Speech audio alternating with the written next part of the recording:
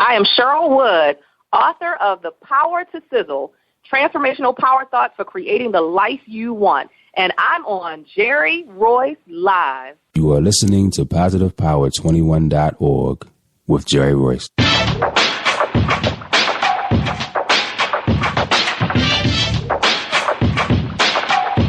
What up? It's your boy Kano Kingston. Hi, this is Angel Sessions. Hey, this is Cotton. Hi, I'm Teresa Powell. Hi, Jerry. This is Iowa Stanville Carter. Hi, this is Phil Powers. Hello, this is Teresa Barbie with Jerry Royce Live. Hi, I'm Philip Barron. I'm live on the Jerry Royce Show. Hey, what it do? Boy, who's the same? Pink, this is Dahlia, the poet, spoken word artist. Hello, this is Lamar Marquis with Jerry Royce Live. All right, everyone. You got Robin in, and I'm keeping it live right now on Jerry Royce Live. Hey, what's going on, everybody? What's up?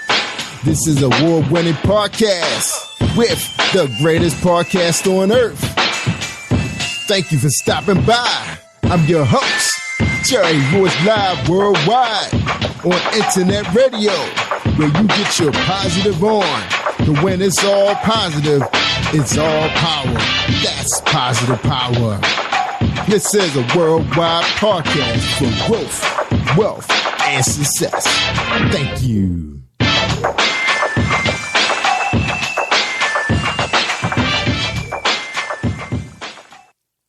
All right, tonight on the show, we have Cheryl Wood. All right, pull a bio up. All right, Cheryl is a very exciting woman. She's enthusiastic, engaging, and innovative. Cheryl Wood is a compelling thought leader and motivational speaker who possesses a deep-rooted passion for supporting the personal development and economic empowerment of women globally. Cheryl has impacted the lives of thousands of women through her life-changing principle of fearless living. She's an award-winning entrepreneur, speaker, author, and business coach who specializes in equipping women to stretch their thinking, expand their expectations, and play bigger. Her message of empowerment has been spotlighted on Fox News, News Channel 8, Radio 1, WPGC, WHUR, My Spirit DC, and Afro-American newspaper, and more. All right, so Cheryl's here to empower us today, guys, not just the women. Welcome to the show, Cheryl Wood. How you doing tonight? I'm doing absolutely fantastic. I'm energized. I'm enthusiastic. Thank you for having me. Thanks for having me. I appreciate it. You're welcome. Thanks for joining us. We're so happy to have you. Now, where do my people find you? Did we find you on Facebook or Twitter? I think you guys found me on Twitter. All right. We get some good ones off of Twitter. All right, to the team, Team 21. All right. Now, I know I didn't get a chance to read your full-page bio. Ooh. Man, you've done a lot of things. Now, tell us a little bit about yourself. You know, we got the time to talk. So tell us a little bit about yourself that's not written, well, what wasn't written and what I read. Okay. Well, I mean, I think the most important thing for your listeners to know is that, you know, all of us, I think, have a dream of something bigger that we can accomplish in our lives. But I think oftentimes as humans, we play small in life because we look at all the things that we're lacking instead of the things that we already possess. And I was no different. So if you go back 5 years ago in my journey, I was not a speaker. I was not an author. I was not a trainer. I was not a mom of a 9-year-old author. Yes, my daughter at 9 years old published her first book. There were so many things I hadn't accomplished because I was keeping myself I call it holding myself hostage to the reality that I was living at that time, which was running the corporate rat race, you know, dropping my kids off at 6 o'clock in the morning at before care and picking them up at 6 o'clock at after care, going to a job all day that, yes, I was good at, I was talented at, but it didn't nurture my spirit. It didn't make me feel fulfilled, and it certainly didn't make me feel like I was creating any type of a legacy. And so I was really just existing in life. I wasn't really living. And I think so often, too many of us go through just the routine of life where we're just existing. And, you know, it's not good enough. And I finally got to the place where I was tired of being tired. You know what they say about a woman, you know, when she's fed up, there's nothing you can do about it. So I was fed up. tired of punching, a time clock and building somebody else's dream and just keeping my dream on a back burner. So I decided to take some baby steps to somehow create a different reality for myself. And that's what you've got to do sometimes. Just take the leap. You don't know the answers. I certainly didn't know all the answers. I took a leap. I decided to start a small business. It was a small T-shirt business that celebrated motherhood and womanhood.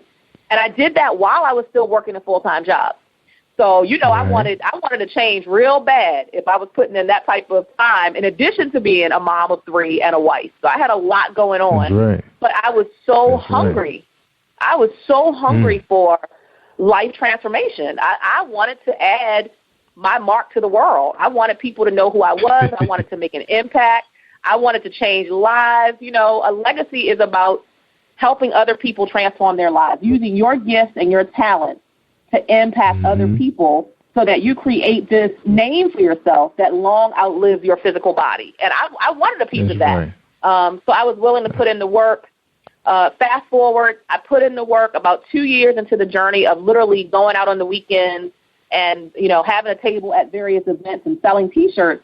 I got a phone call unexpectedly from somebody at Morgan State University. And they said, hey, Miss Wood, we heard about you. We heard that you're this mom entrepreneur who's out here, on the grind. You're trying to change your life, and you're selling T-shirts while you're working a full-time job. Would you come to our annual women's conference? We get about 200 to 300 women. And would you teach other moms how to start their own business? And I was like, are you sure you got the right person? I said, let me spell my name for you, because clearly you got the wrong person. No, they had the right person. They had the right person. They had the right, oh, my goodness. And that was the beginning of me really walking in my greatness and in my God-given gifts as a speaker who had the ability to get people energized about their possibilities, to get people enthused about what they could accomplish in life if they just took the first step. And so all of that detoured me into speaking and writing 3 books and, now having a baby girl who is an author and just being able to impact people's lives for the good. So that's kind of the short of my story over the past 5 years. All right. So all this happened in the last 5 years? In the past 5 years. I started in June of 2009. I just celebrated 5 years. Last week, I literally just celebrated 5 years in the grind, entrepreneurial grind. Wow, and that was fascinating story, because 2009 is pretty much when the economy was tanking like crazy. Yes, and that's the thing. It doesn't matter when you decide to jump, right? You're always going to be scared. I mean, my palms were sweating, my heart was racing. I was like, why am I out here selling T-shirts? I didn't know why I was doing what I was doing. I just knew that if you always do the same thing, you will always get the same thing. So I knew I had to do something different in my life if I really wanted to get different results. So I didn't know how it was going to manifest. I didn't know how long it was going to take. I didn't know who I was going to meet that was going to help open doors for me. I just didn't know any of that. But all I knew is that every time I was out in 100-degree weather trying to sell some T-shirts, I just kept telling myself, there's something more for you. You've got to be patient so that you can figure out what it is. And patience paid off. That's right. Wow. 5 years. And I love the website, the colors. You got the bling going on. Your hair is perfect. Makeup. So you down there you're talking to an audience. You got that vibrant smile going on. Serious thought process happening. Fearless living. That's your principle of life-changing principles, being fearless. Now, you showed a lot of guts, a lot of courage coming out there. But that was a good that you started out with the baby stuff. Some people just want to drop everything and just, like, oh, how am I going to pay my bills? I haven't made $1 yet, Yes. Now, what was so special about the T-shirts that I know you had to really spend some time with the marketing of the T-shirts, just the whole concept. So how did you develop that, first of all? That's the first thing. Well, you know what? The funny thing about it, I had never done T-shirts before. I didn't know what the heck I was doing, Jerry. I mean, I was clueless. That's the honest truth. I was clueless. The only thing I knew about doing the T-shirt business was that I wanted to connect it with something that I was very passionate about. I think passion will take you a long way. Yes, you need a business model, you need a business plan, but even without all that stuff, if you don't have passion, you're not going very far. People have to see that you're enthused about what you're doing, and they will be willing to help open doors for you. So it was my passion for celebrating all that moms do on a daily basis, even though we only get one day a year to really celebrate. I knew what I did every day, up at 4:30 in the morning, ironing clothes, getting the kids out the house, packing lunches. Then I got to pick them up in the evening. I'm tag teaming with my husband. All right, you going to do dinner or you going to do homework? Which one you going to do? I'm doing, right? Like, I knew what my life was like as a mom, and I wanted to celebrate that, visually through something as simple as a T-shirt. And it was that passion that really aligned me, I believe, on the journey that I was supposed to be on. And so what would happen was women would come to the table to buy a T-shirt, to look at the T-shirt. Some of the T-shirt slogans were funny, some of them were more serious, but it always was a conversation starter. And so what it did was it positioned me to realize that I had a knack for speaking, and I had a knack for making other people walk away feeling empowered and amazing about everything that they had inside. And so, yes, granted, a lot of work did go into organizing the T-shirts. I mean, I had to hire somebody to do the designs and choose the font and choose what color T-shirts I wanted. And I had to research, where can I get wholesale T-shirts so I don't spend, a fortune trying to get this thing up and running, even though I did still spend a small fortune. I had to get a website, a professional website done. And I had to have a photographer to photograph the T-shirts and set up an e-commerce site so people could purchase. I mean, it was a lot of work and time and energy and effort. But again, I was hungry. I was hungry for something different. So when you're hungry, what you going to do? You're going to get out there and make sure you eat. So I was hungry for something different. That's right. Yes, let's eat. Right. Let's eat. That's right. Now, Cheryl, now that's interesting. Now, you went the T-shirt route, because I heard that is one of the toughest business to get into. It's very competitive, and like you said, you're trying to find the best cost to make a decent product, and then you use e-commerce to market. So now you're talking about shipping the T-shirts probably from your location. Now, was out of all the business plans you looked at, was that the best model for you to go with first? No.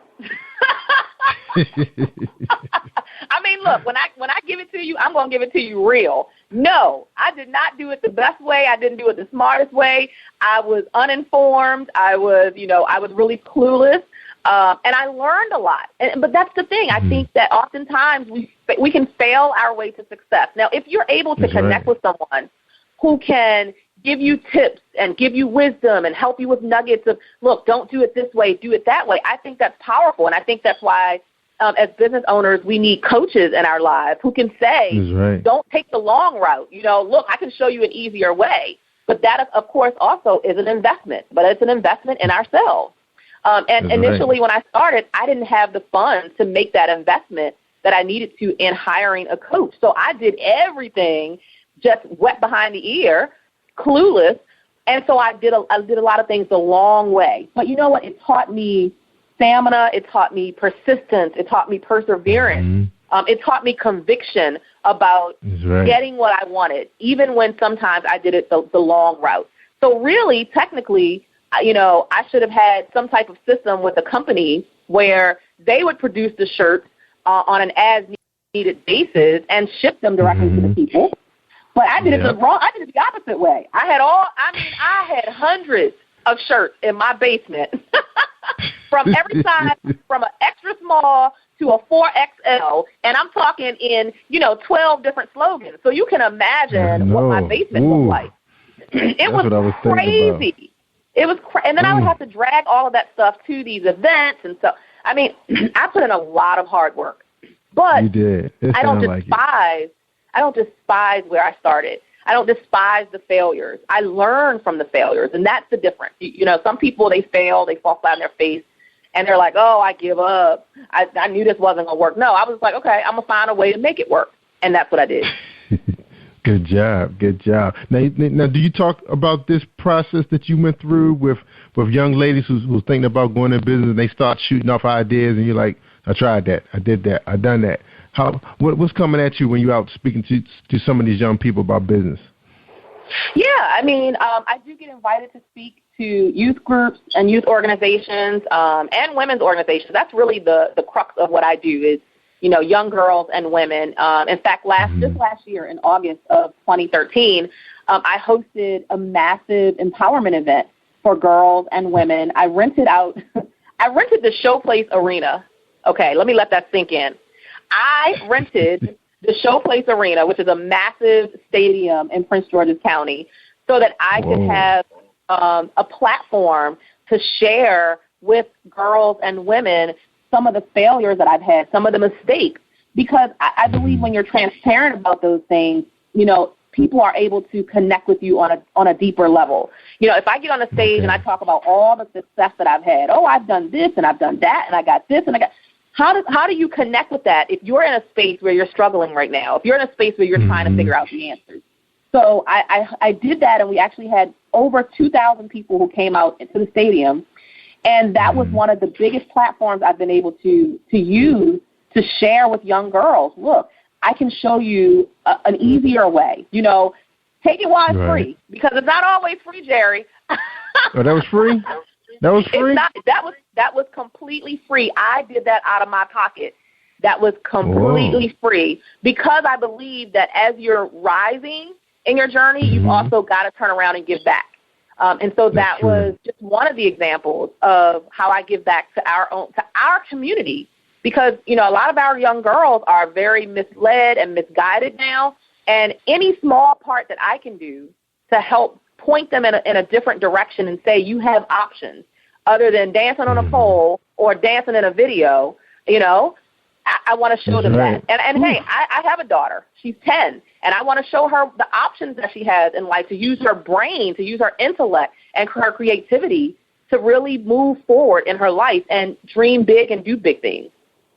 That's right. That's right. Now you mentioned you were married. You're married. Your husband was very supportive of this idea to go into entrepreneurship in the beginning? My husband thought I had lost my mind when I told him, when I said, babe, I want to leave my full-time job, my six-figure full-time job, and I want to go sell T-shirts. And then when I told him I wanted to go speak, he was like, oh, really? Oh, that's what you want to do. You want to go talk. People going to pay you to talk. That's what it was coming down to, right? Yes, he thought I had lost my mind.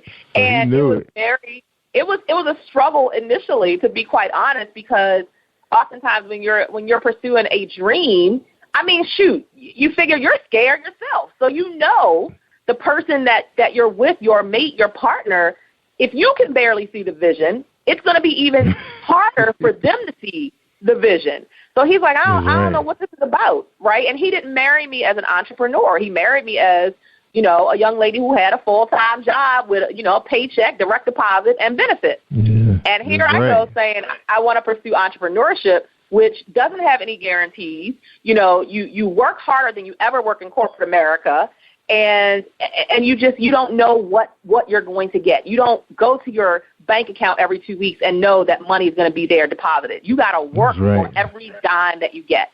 So needless to say, the first couple years, it was rough, but now he is on board. He's one of my biggest supporters, and I love him for it. That's right. And, Cheryl, it's funny you mentioned about, working for an employer now. I mean, it's getting pretty tough out there working. I mean, people are retiring, and they're not replacing people, so you have one person doing 3 people's jobs. You bring and telework is nothing but just more you bringing the work home and not getting paid for it. So it's like it's getting tough to work for somebody and see that same check that you were making, a few years ago when you were just doing one person's job. So I don't know. I think people are leaning towards looking at entrepreneurship now, listening to people like you stand up on a platform, doing what you're doing. I think you're encouraging people to look at that a little bit closer. Just like some of these girls out here now selling these books, they're writing what they know about, and they're hustling hard. So what you have to say about that? You know what? I think that a lot of people are looking at it more and they're considering it more. But let me say this. Yeah. I think a lot of times, when you're looking at somebody else's journey, it looks sexy. So when I look at other entrepreneurs, It looks sexy to me not to have to go to punch a time clock every day. It looks sexy that, she's a speaker who gets to stand on the stage in front of all these audiences and they're giving her a standing ovation and she gets to travel all over the world. All that looks sexy until I start doing it. And then I realized the hard work, the dedication, the persistence, the staying up, when everybody else is asleep, you still up creating content, creating audios and writing books. Mm-hmm. While other people watching basketball live, I'm writing another chapter to another book so I can have products to sell. So you ain't missing sacrifices, nothing. Right? Right. And I think people don't. You're right. A lot of times they see the perception of what entrepreneurship is, but they don't get the real behind the scenes. And so I want entrepreneurs, us as entrepreneurs, to start telling the truth. Look, I'm going to tell you, it is hard. It is the hardest thing you will ever embark upon. There are going to be times where you rolling in the dough, and there are going to be times where you broke, busted, and disgusted. And you have to be able to keep moving through each of those seasons in your journey. And I want more of us entrepreneurs to tell the truth about what it's really like, what the journey is really and hustle and the grind is really like. But, I think they did a pretty good job on some of them shows, like behind the scenes, like with some of those rappers, like Lil Wayne, those guys, they show how they up all night. He talk about how Prince and all of them, they in the studio all night grinding, trying to find that right track, that right hook. And I think that's the only side of entrepreneurship that I saw myself with those smaller labels, that you could see the outcome. Because of course they, with MTV Cribs and BET would show how those guys are living, but they putting it in. They out there in those concerts, they living off of bus. They're not flying in chartered planes. They living off of buses. So I think people do know, because I remember talking to Earl G. Graves about over in Morgan. He was speaking, and he was doing a book sign. I remember him saying, it better be your passion, because there's going to be some times where everybody else going to get paid and you're not. So, and you're going to be up all night, like you said. I remember when Mike Tyson had those big fights, and everybody's going over to a friend. I'm home helping my brother lay out our newspaper, because that's how we started out. We started out with an underground newspaper, and we started getting ads, so that we have to come out with the paper when we said. We can't just put it out when we felt like it anymore. We have people paying. So I know what you're talking about, but we loved it though. We loved it. When we were out there holding that paper and sharing it with somebody, man, we were glowing. Just like this podcast. I'm down here. My family sleep, but not all of them sleep, because my daughter's a night owl. My wife is a workaholic. So I do have company when I'm working. So that's the benefit of me working at home. But when I'm working with my son, and we try and come up with campaigns, and we communicate with people, and then you got to ask people for money. You're right. It's another side of it that people don't know that we probably should share. And I think you shared a lot of it already. Good job. All about telling the truth. It's all about telling the truth. Telling the truth. The more you know, they say knowledge is power. So I want you to have the power to succeed in whatever venture you decide to go into. So for me, the clients I work with, the people I work with, the people I mentor, I give them as much knowledge based on my own knowledge that I possibly can. Amen, amen. All right, Cheryl, we passed the top of the hour. We got started late, but we're gonna start talking about your book now, The Power to Sizzle. Now, this is one of 3 books that so this is a self-help book, true? Is that right? Absolutely. Okay, yes. Right here on Amazon, it's an inspirational self-help guide to empower and challenge women and girls to erase limitations and create possibilities in their lives. Okay, so tell us what's so powerful, what's so transformational about this book? Tell us. Well, what I love most about it is I am a busy mom. I have a 6-year-old, 7-year-old, and a 10-year-old. And that's just, one part of my life, not to mention traveling internationally for my speaking career, not to mention nurturing my relationship with my husband and giving my extended family time. There's so much going on in my life. So for me, I'm big on words, because I know that words have power. And I know that in order to stay in this game and really bring my A game every time, not sometime, but every time, that I've got to keep my mind right. And the only way I keep my mind right is through what I feed my mind. So that's whether I'm picking up a book or listening to a CD or a podcast or an audio, whatever it is, it has to be positive, positive, positive. And so this book was really an extension of who I am as a woman, a wife, a mom, a businesswoman who is trying to make an impact in the world and giving people something positive to grasp onto. It's a quick read. It's literally to give you something to start your day with. So there are 150 power thoughts that are contained in the book, because I don't know about you, but for me, when I first wake up in the morning, I don't turn on the news. You know why? Because I know the first thing that I feed my mind in the first, let's say, 15 minutes of the day is how I'm going to be fueled for the day. That's going to kind of determine what I accomplish in that day. Am I pumped up? Am I fired up? Am I ready? Am I excited? Well, not if I'm watching the news, because most of the news is depressing. And so this book is kind of that, leave it on your shelf, leave it on your nightstand, first thing in the morning, pick it up, read your power thought for the day, and then get to moving. Because we can think about it all day long, what we want to do, but you've got to act on it. And in order to act on it, it has to start in your mind first. So that's what the book is really designed for, to give people those quick, powerful, inspirational thoughts that get them motivated to take action to create the realities that they want in their own lives.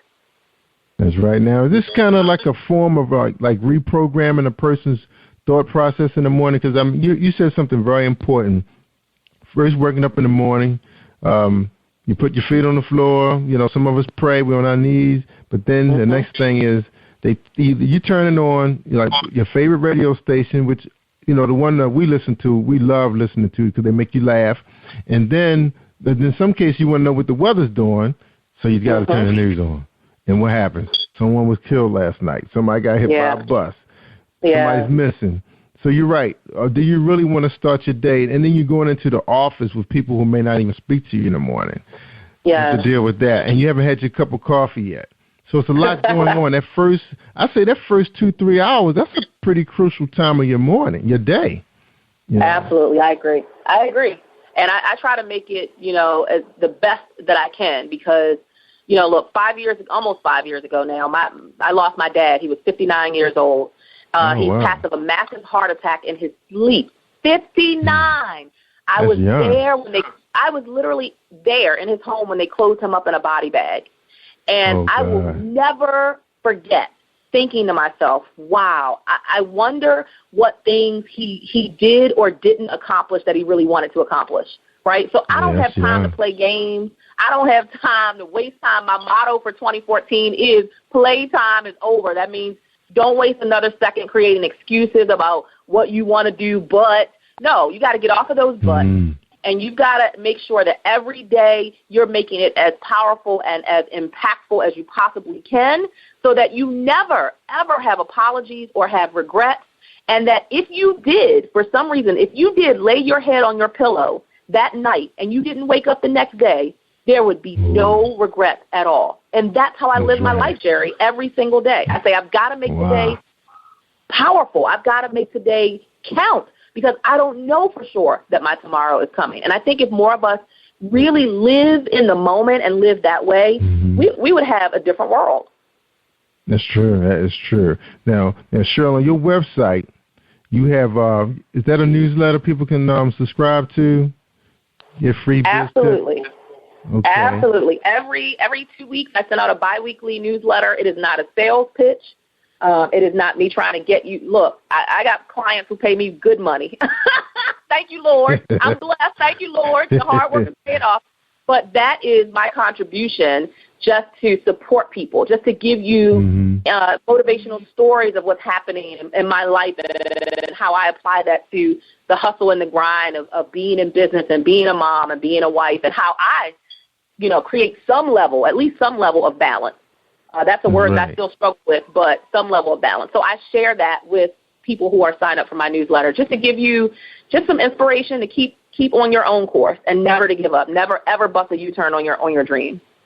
That's right. That's right. Now, what are some of the big clients that you speak for that, you know, that they bring you in? Now, let me ask you this first before you answer. Now, when you go out to do some of your speaking engagements for some of these businesses, are they bring you in as like a retreat, or are you there to kind of build up the morale, What's going on with some of the businesses that are hiring you right now? Yeah, I mean, it varies. Some people bring me in literally just for the motivational piece, which I have no problem with because that's who I am. I love that.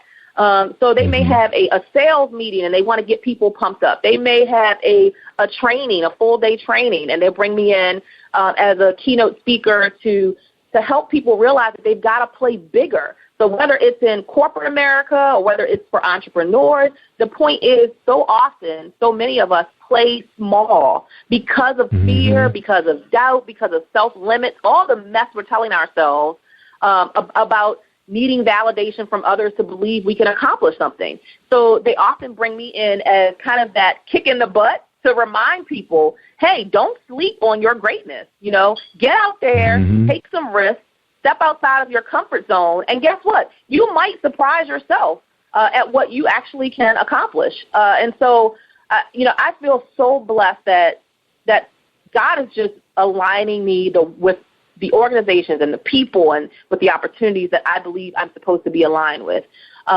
Just recently, I think 2 weeks ago now, I spoke for Verizon. That was huge for me. That was a huge milestone to be hired as a keynote speaker for their women's empowerment session. Not only did they have the room packed out in Silver Spring, but the event was actually broadcast over a virtual platform. So there were women who were tuned in from London and India and all across the world. I mean, that was huge. I've spoken for the Small Business Administration. I've spoken for the USDA. I've spoken for, eWomen Network, Morgan State University, Alabama State University, Keller. I mean, the list goes on, and sometimes I have to pinch myself. Like, is this really my life? Like if 5 years ago, if I didn't take that first step, Jerry, guess what? I would probably still be in the 10 by 10 cubicle answering somebody else's phone, wishing that I could have a different life. That's how powerful it is. Just take the first you got step. Out there.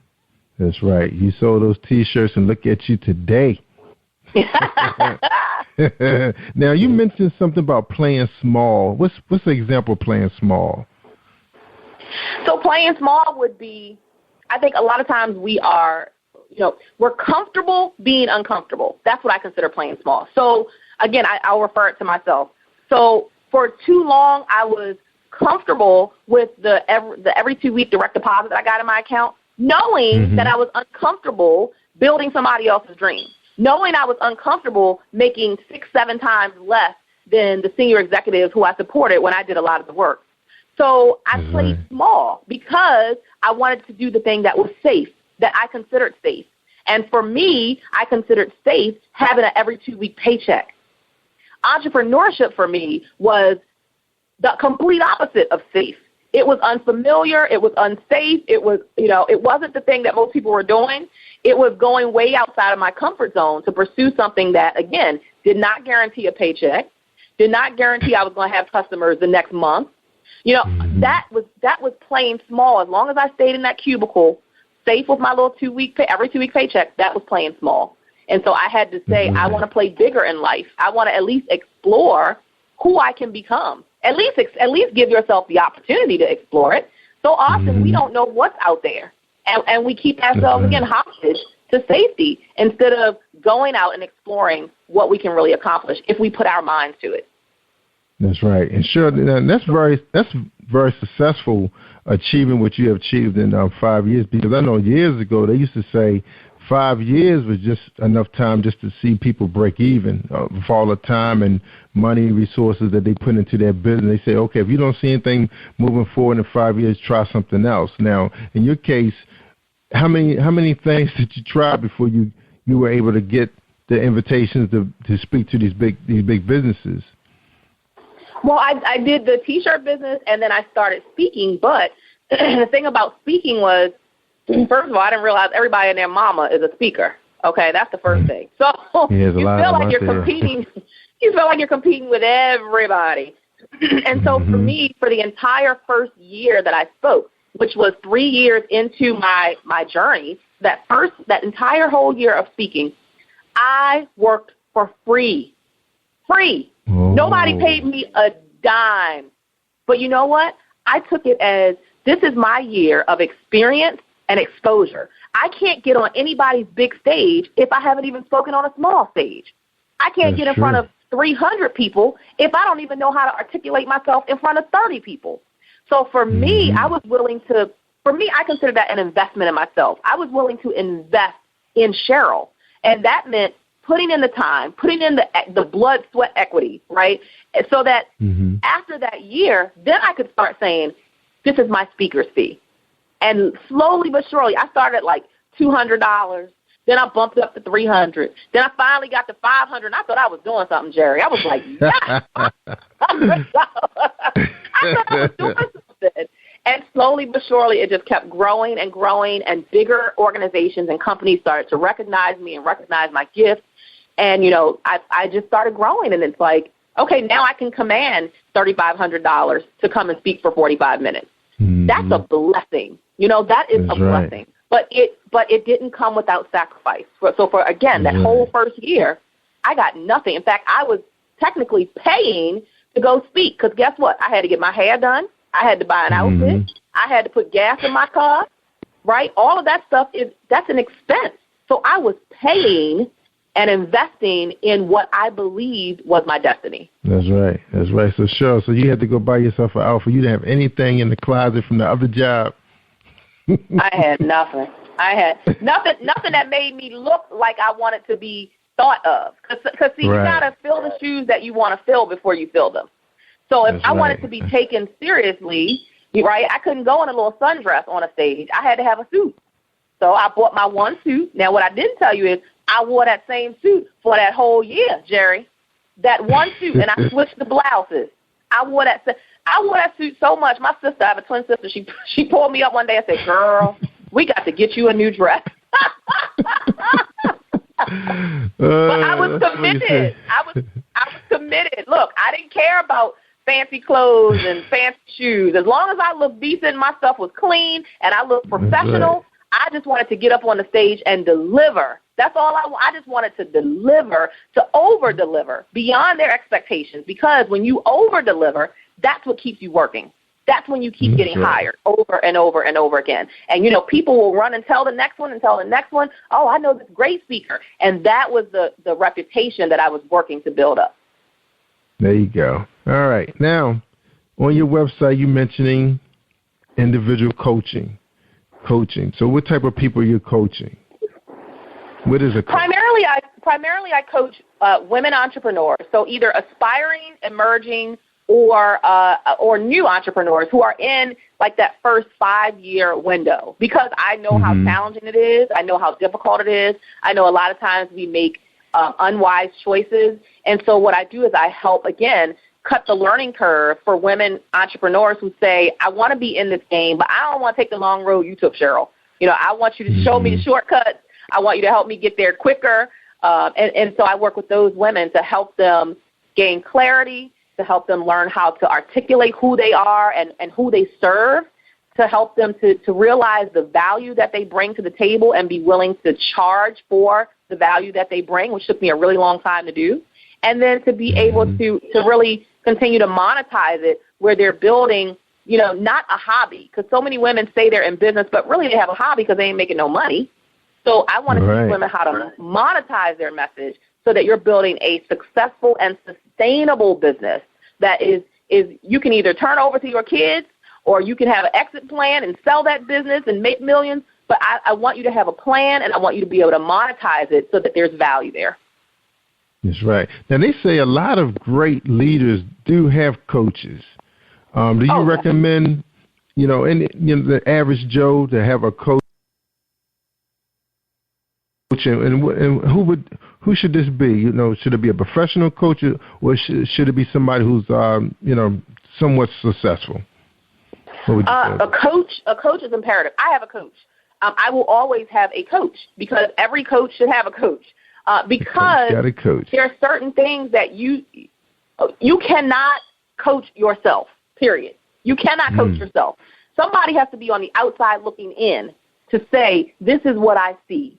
This is the direction that I would recommend that you do. Or someone who helps to draw you out by asking you questions that make you think about the direction that you're going. everybody needs a coach. When I first started speaking, like I said, that whole first year I did it for free. And after that, I realized that I wasn't going to get very far if I didn't have a coach. So I'll never forget, I wanted to work with this coach, and she told me it was going to cost $6,000 for 6 sessions with her. They were only 1-hour sessions, and they were by phone. So it wasn't even in person. I'm not kidding you. I fell out of my chair. I had to pick myself back up out of my chair and wipe the drool off my mouth because I was like, you got to be kidding me. Did she just say $6,000?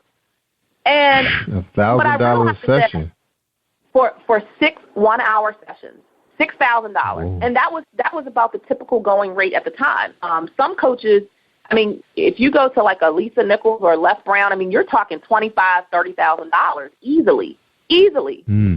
So for me, I knew that I needed that in my journey to really go to that next level.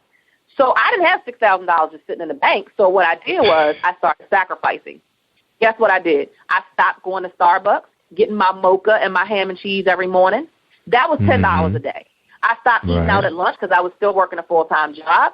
That was another $10 a day. All the mess that I was wasting money on, I said, no, I'm no longer going to waste money. I'm going to take my funds and wisely invest in myself. Because when you hire a coach and you invest in yourself, that's something that can never be taken away from you. A dress, I can outgrow a dress. I can lose weight, gain weight, whatever. Shoes, I can break the hip. It's so many things that can happen to material things. But when you invest internally, it can never be taken away from you. So every person who is pursuing any type of big goal, big dream, something that seems or feels impossible, you need a coach for that guidance to help you think beyond what you can think, to help you think bigger, to help you analyze the full picture. And when you're missing that piece, I'm telling you, it's going to take you so much longer than it would. And what you need to look for, because you asked that question, you need to look for the person who has done or is doing what you want to do. And it can't just be somebody who says, oh, I'm great. No, show me. If you go to my website, I can show you what I've done, what I've accomplished. If you go to social media, you can see what I've accomplished. So I don't talk it. I don't talk about it. I walk the talk. So you've got to find somebody who's walking the talk and who has accomplished or is accomplishing what you want to accomplish. All right. My next question is, the lady that was charging you $1,000 an hour, was she the one you hired? Yes, I hired her. Oh, you did hire her. Wow. Yes. So I hired her. So I absolutely. It was, you know what? Truthfully, after the first session, it was worth it. After one session, it was worth it. Her knowledge was way, way deeper than mine. I mean, she had already been in the game for years before me. So she could tell me, this is how you need to articulate yourself when you're on the stage. This is where you need to place your soft pitch when you're offering a sale from the stage. This is the questions that you need to ask. I mean, she was on point because she was doing it already. When somebody's been in the game and been doing it, they can cut that learning curve. And I attest that to why I've been able to have such rapid growth. Partially, a big part of it has been hiring a coach who already had the expertise that I needed to help me go to the next level. Wow. So she said something in her sales pitch, besides that I cost $1,000 per session, that made you go out there to get that money. Oh, yeah. What did she say? So what did she say, Cheryl? I mean, there wasn't one thing that she said, but she showed me how to market myself. She showed me how to sell, even if an organization could not offer me a check. So let's say they said, well, we want you to come and speak, but we don't have a budget. She was like, you don't turn that down. Let me show you how you still walk away with $10,000 from the back of the room. She showed me that. She showed me how to craft a sales pitch. How do you create a package that makes people so hungry that they're running to the back of the room to sign up for your package? How should you price them? I mean, we literally had these in-depth conversations, and for me, it was tough because I still didn't have the confidence in the fact that I wasn't expert yet. Right. And that was a big piece. Again, that goes back to mindset. So I didn't understand, well, who would pay me $5,000, $6,000 to come speak for I don't understand. Why would they pay me that? I was still in that mindset.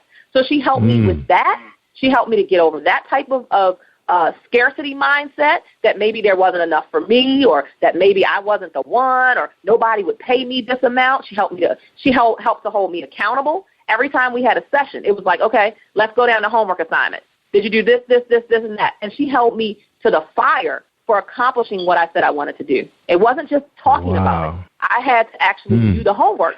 And so I took that model, and now that's what I apply to my clients. So now I have coaching clients who come into my coaching business, and they come with the same issues that I had when I needed a coach. And so it makes me, I feel like it positions me as the perfect coach for someone who is going through what I went through, because I can empathize, because I can help guide them based on me having gone through the same struggle that they're going through currently. That's right. Most of it, that is fear. So is that that's the biggest obstacle, is fear? You know, they have everything in place.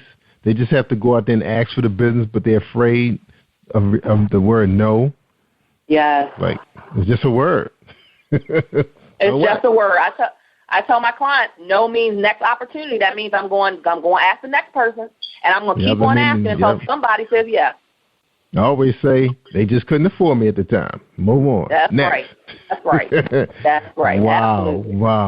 Wow. Good for you, Cheryl. Good for you. Wow.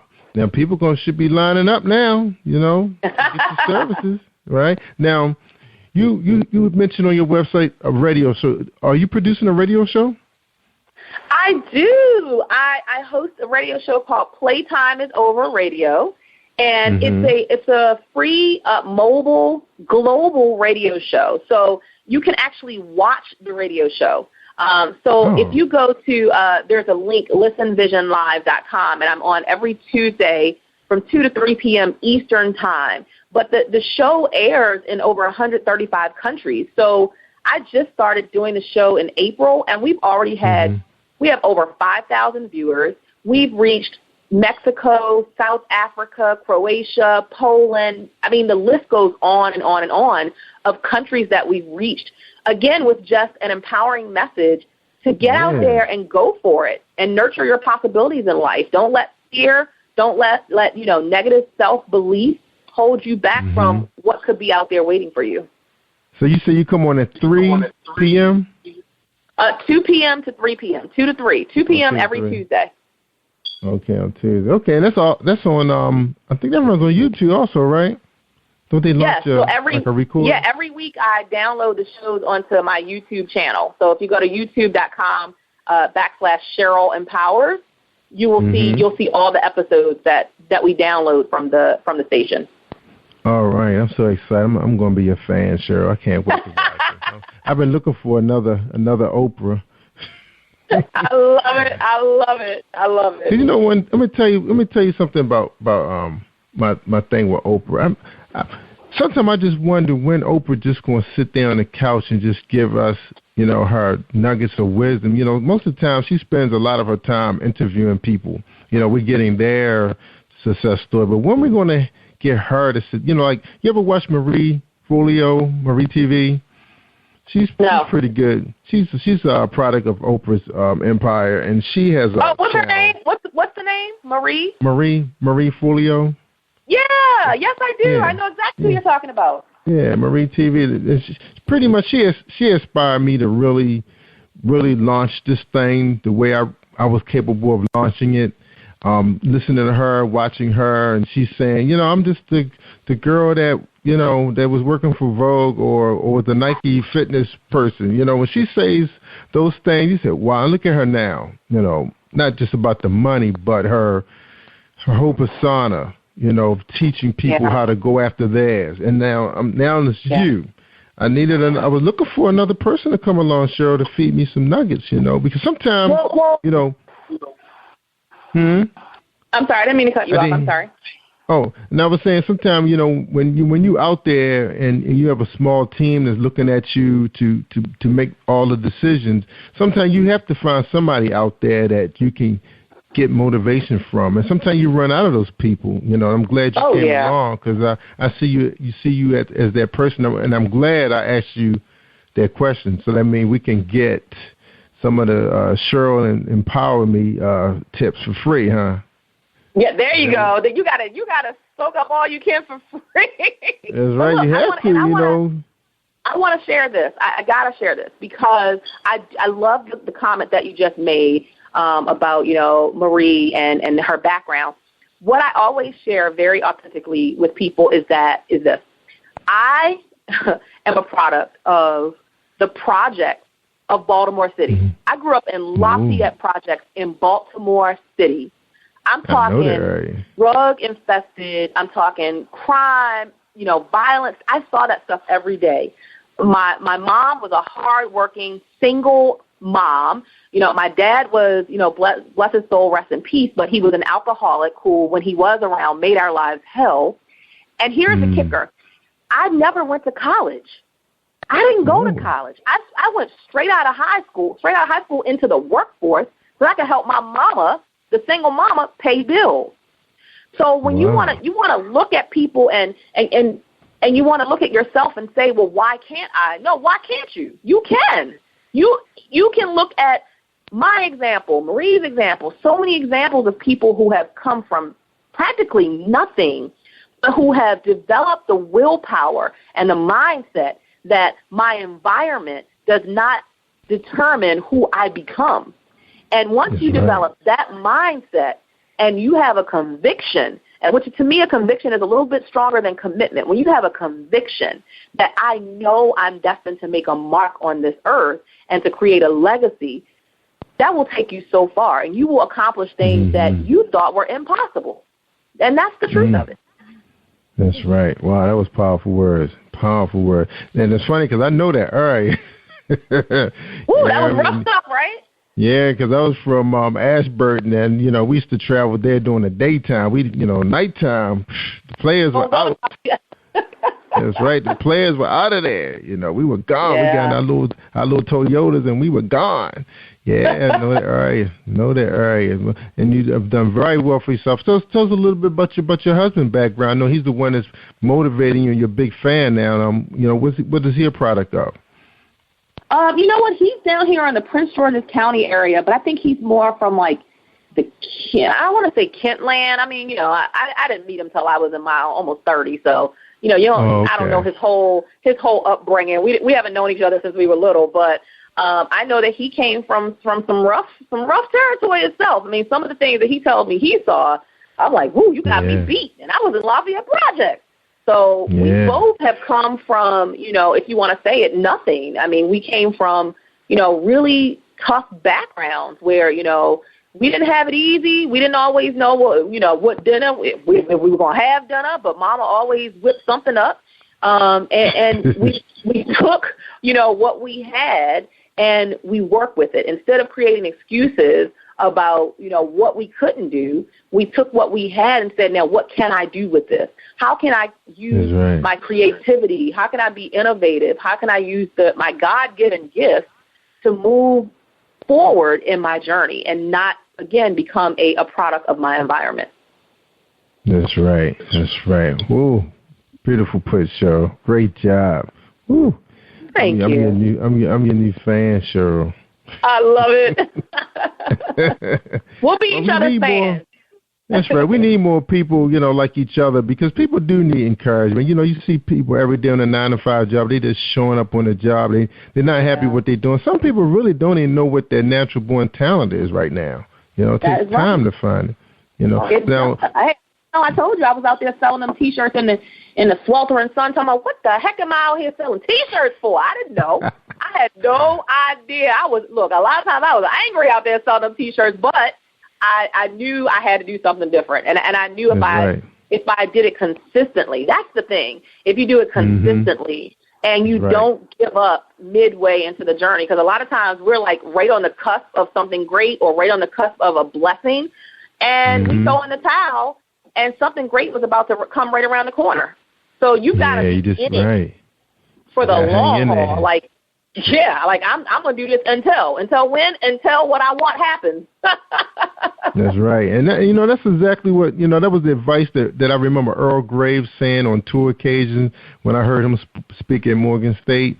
He said, you pretty much just got to hang in there. Like you said, there are going to be some times that everybody on your staff get paid, but you have to keep the lights on. You got to keep the vendors happy, and it may be $1 left, and you have to put that in the kitty. But you have to keep pushing forward. You believe in what you're doing, and it feels right. That's the thing about it. When it feels right, and you know it. You knew it was something about that T-shirt was just a stepping stone to where you are today. That's all that was. Yeah. And you know what? And Jerry, another thing is to really go to the places where people celebrate your gifts and celebrate your grind and your hustle.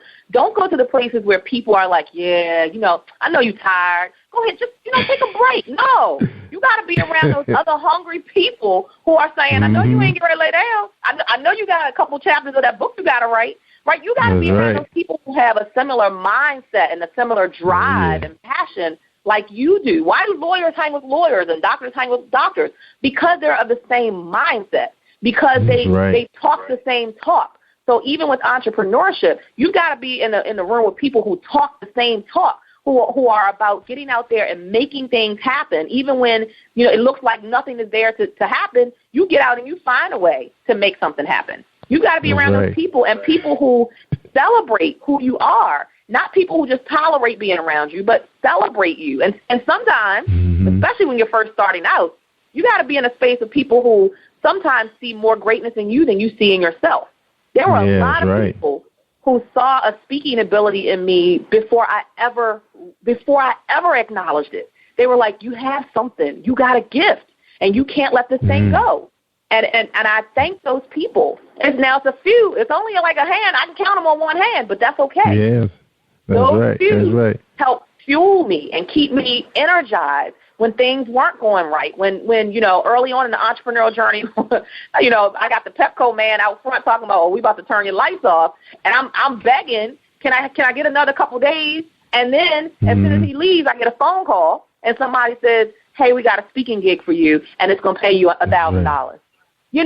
But it's the people who helped keep me on that grind when I didn't know what the answers were, when I was looking at really horrible, destitute situations that I didn't know how I was going to get out of. And those people, that community, helped me to stay strong and say, don't give up. You've got to have that. You need that community. That's right, you do. Now, Cheryl, now you have the same similar background as Les Brown. Have you been compared to be like the female Les Brown of the motivational speaking world? Well, you got that smile like his too. Anybody who looking wants at your picture. Female Les Brown, I will take it. Because I'm looking at your picture, right, and you hold that mic and got that smile on you, look just like he has. He has his eyes squinch, and he's about to say something brilliant to somebody that blow their mind. That's the way you look with that picture. With that, I think you got on an orange leather jacket. That was at the Civil event. That was at the event I hosted at the Showplace Arena last year. I was so fired up about that event and the opportunity. And the funny part about it, Jerry, Les Brown is the reason I hosted that event. You know why? Because prior to that, every time I would go and speak somewhere, I would always say, you got to have a big dream in life. And my big dream is to share the speaker stage with, the greats like Les Brown. I mean, I said that in every speech I gave. And then finally one day I realized I got to stop saying that, because what that's doing is it's putting me in a holding pattern. And that means if Les Brown never calls me to share the stage with him, I never get to live my big dream. And it hit me like a ton of bricks one day that I was waiting for somebody else to make my dream happen for me instead of getting out and creating my own dream. And it was because of that. That is what prompted me. I was like, I can't wait for Les to call me talking about, Cheryl, can you come share the stage with me? No, I got to create my own stage. And that is what prompted me to rent that stadium and have my own event. Yeah, because it's cute that you say something like that, though. Because you look at him as the guru of the motivational speaking world, So that's just your way of saying you acknowledge his gift, him being a king, Yeah, nothing wrong with that. But, I think about that sometimes when I'm saying, one day I'm going to be sitting in that audience beside Oprah when she has those people who have like 1 million subscribers or followers. Yeah. She invites them to this platform to talk about what, all of them have a story to tell. But I was like, wow, that's what I'm talking about right there. Yeah. Global impact, global impact. But I think all of us have the ability to make that global impact. But I think, we've got to be okay starting out as the rookie. And so often people look at somebody else's journey and they want to be on top, but you haven't even gone through your rookie status yet. So, I encourage my clients, I say, look, the process is you make impact in your own household, then in your own zip code, then you go global. So it's your household, your zip code, then you take it global. If I don't have things under control in my own household and my own kids aren't empowered to be their best, how can I take that outside of my home? I can't. So I got to start. I got to start at the ground level, ground zero, and start in the house. And then once I got that straight, then I take it into my community, my own region, my own city, my own state. Then I take it global. But it's a process, and we've got to be willing to start at rookie status and grow our way to the top. That's right, being a newbie. But it's good to think big, though, because I know I was talking to a friend of mine. This guy, we talk all the time at work. He's one of the IT guy that built clouds and everything and worked for all these big companies. Real young guy from Africa, and he told me, he said, Jerry, what you going to do for your 100th episode? Who's going to be your guest? I was like, who's going to be my guest? I said, I'm just talking to, people who trying to make things, have people grinding, like all those girls on Facebook that's grinding every day, telling people about their book. I said, those are the people I like talking to. He said, no, man, you have to set a goal, set something high, a bar.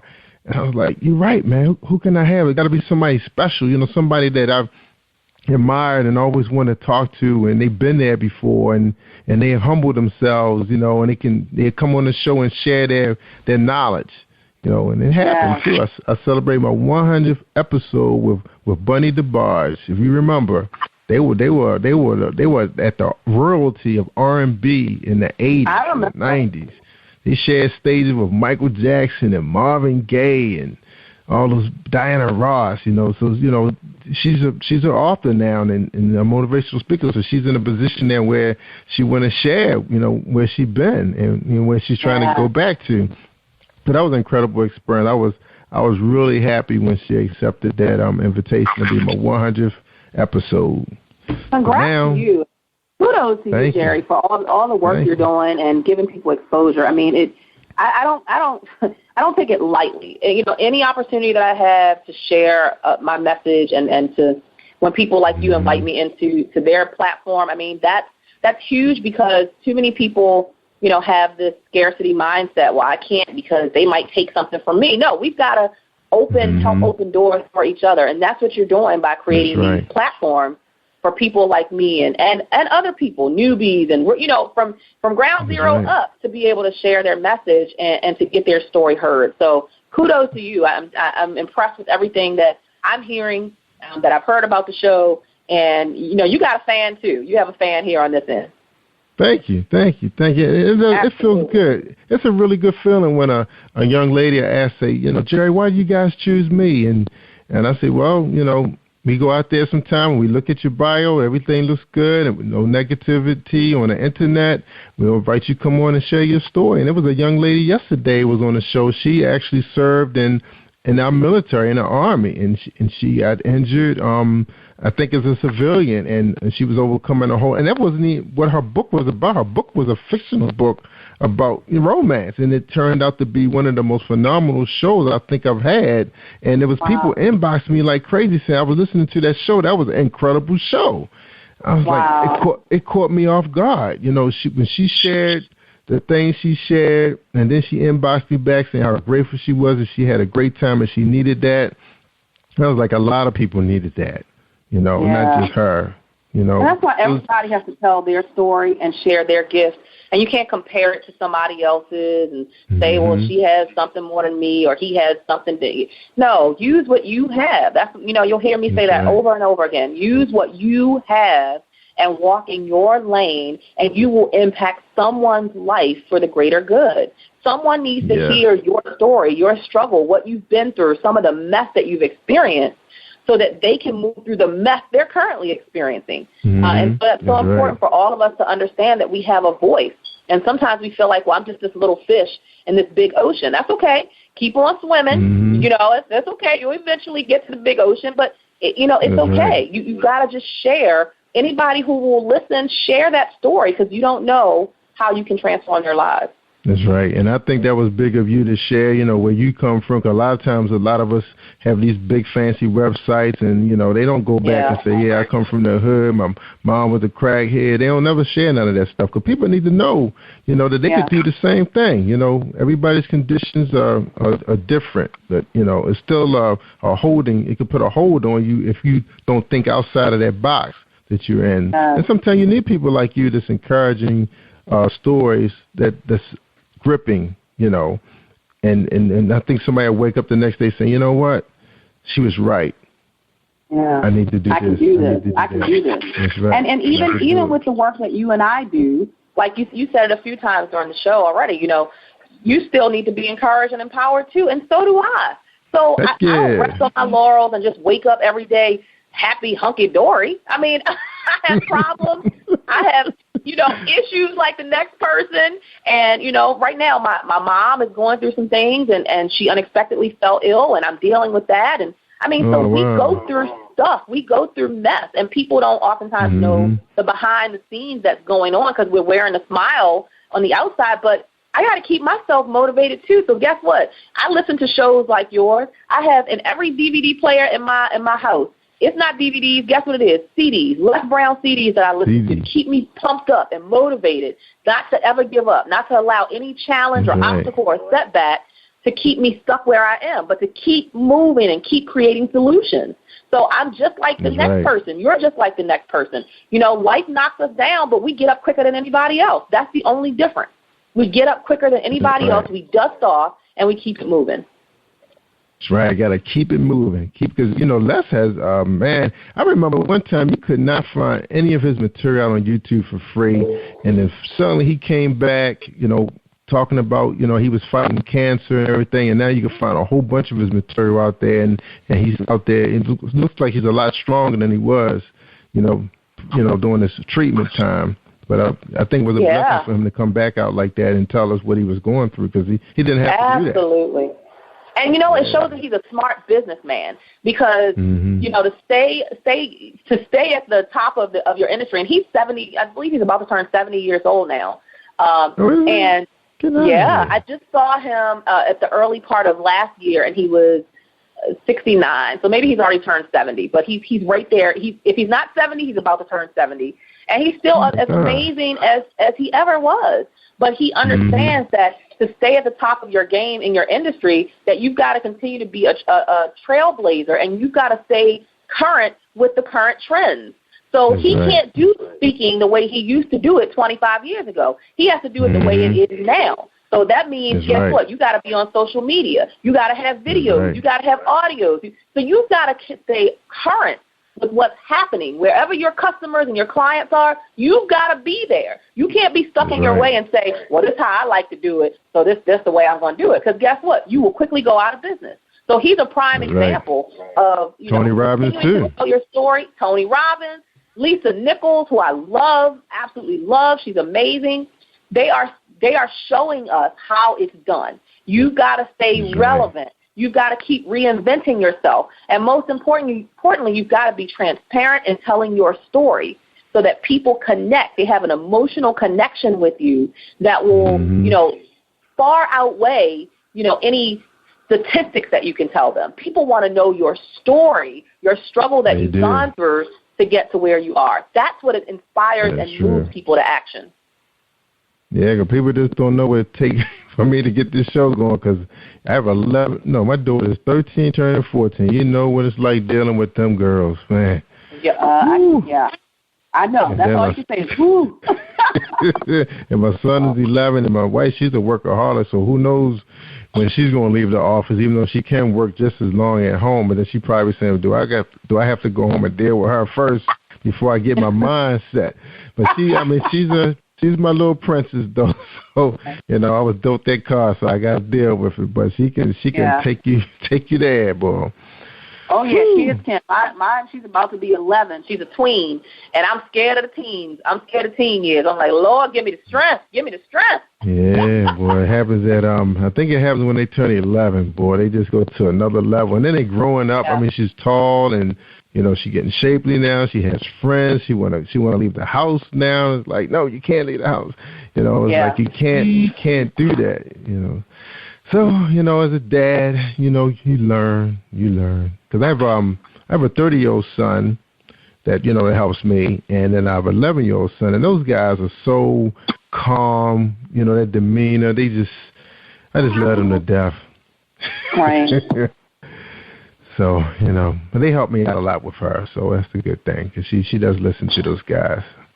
All right, Miss Cheryl, we've been just chitting in the chat. I think we went way past our time, but hey, I may not never get this chance to get this platform again with the Cheryl Wood, the engaging, the innovative one.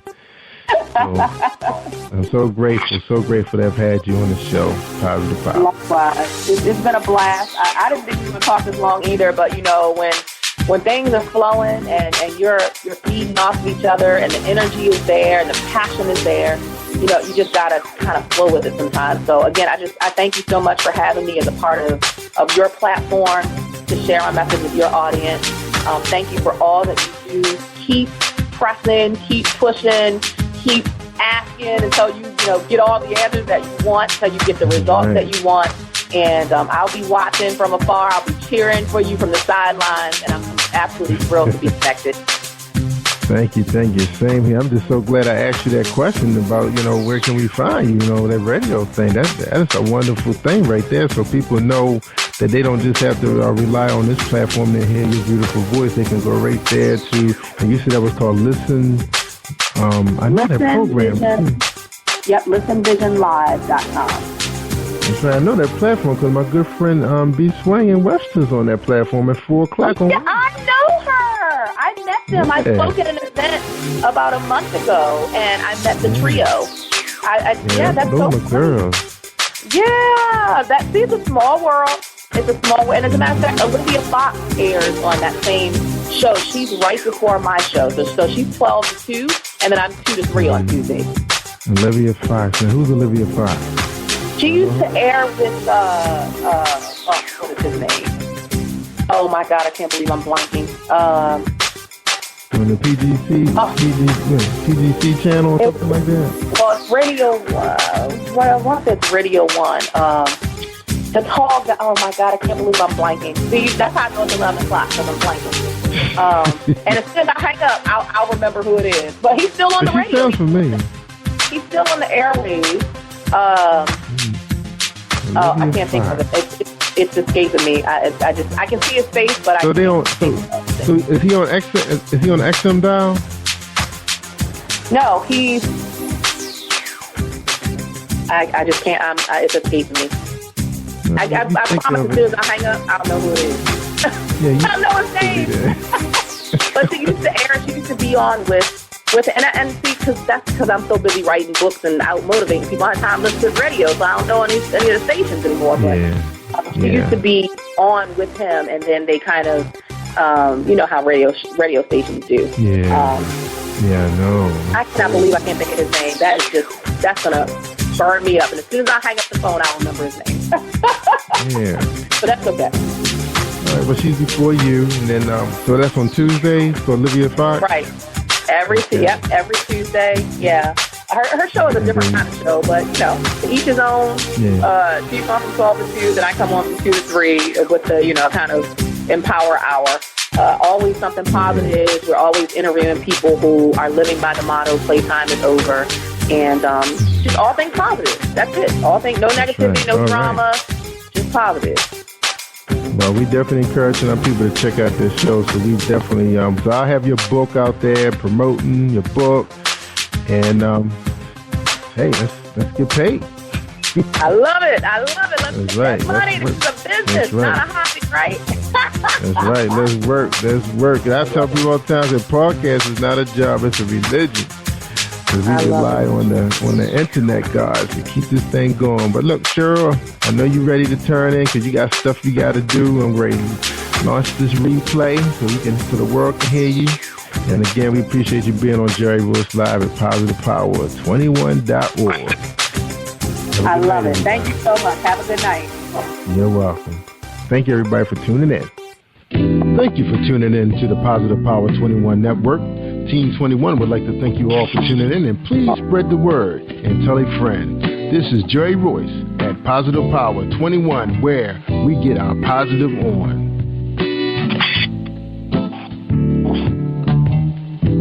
Positive Power 21.org Internet Radio. All right, that's a wrap. You are listening to Jerry Royce Live Worldwide Podcast. Hi, I am recording artist Marilyn Dunn from St. Louis, Missouri. If you are looking for some soul-stirring, anointed, spiritual, and heartfelt music, visit my website at www.marilynndunnministries.com. Or you can also find me on CD Baby, iTunes, and Reverb Nation. For booking information, contact Mr. Kevin Dunn at 636-856-0551. That's 636-856-0551. Hi, this is Cindy Williams, and you are listening to Jerry Royce Live Worldwide Podcast. You are listening to PositivePower21.org with Jerry Royce.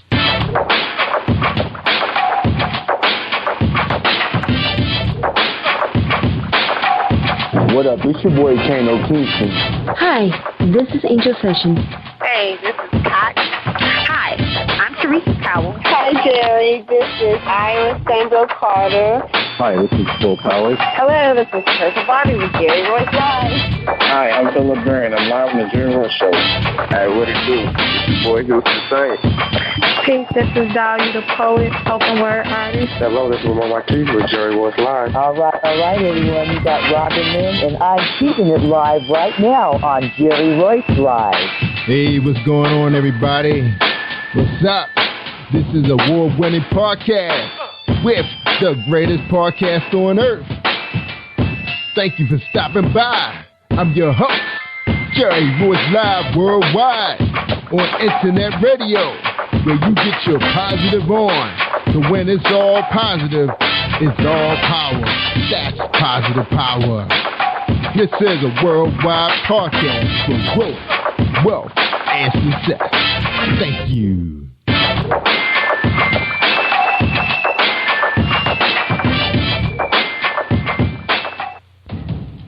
Think you know how drugs get in those little brown bottles? Think again.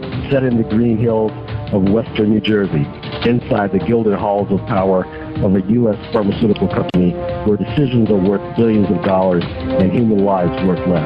Nicholas Hardy, a young executive at Marshall Pharmaceutical, finds his career, family, and life in jeopardy. The Farmhouse, a suspense thriller novel by Bill Powers, published by Donna Inc. Publications, available at Amazon.com or DonnaInc.org. Go to Bill's webpage at www.authorBillPowers.com. Are you looking for the next great read? A book filled with love, passion, betrayal, and intrigue. The award-winning novel, Season of Change, by Tamika Patrice Kane, is sure to satisfy your literary sweet tooth. Check out this must-read book reviewers are calling uplifting and emotional, and exceptionally great read, deeply intense and thought-provoking. Order your copy today. Available in paperback and ebook on Amazon.com or at www.tamikapatrice.com. Are you an author looking for promotional services or a reader looking for a great read at low prices? In this competitive world of books, Writing Royalty Promotions is dedicated to bringing authors and readers together to build a greater respect for literature through our various promotional services and online bookstore. So head over to WritingRoyaltyPromotions.com and check us out.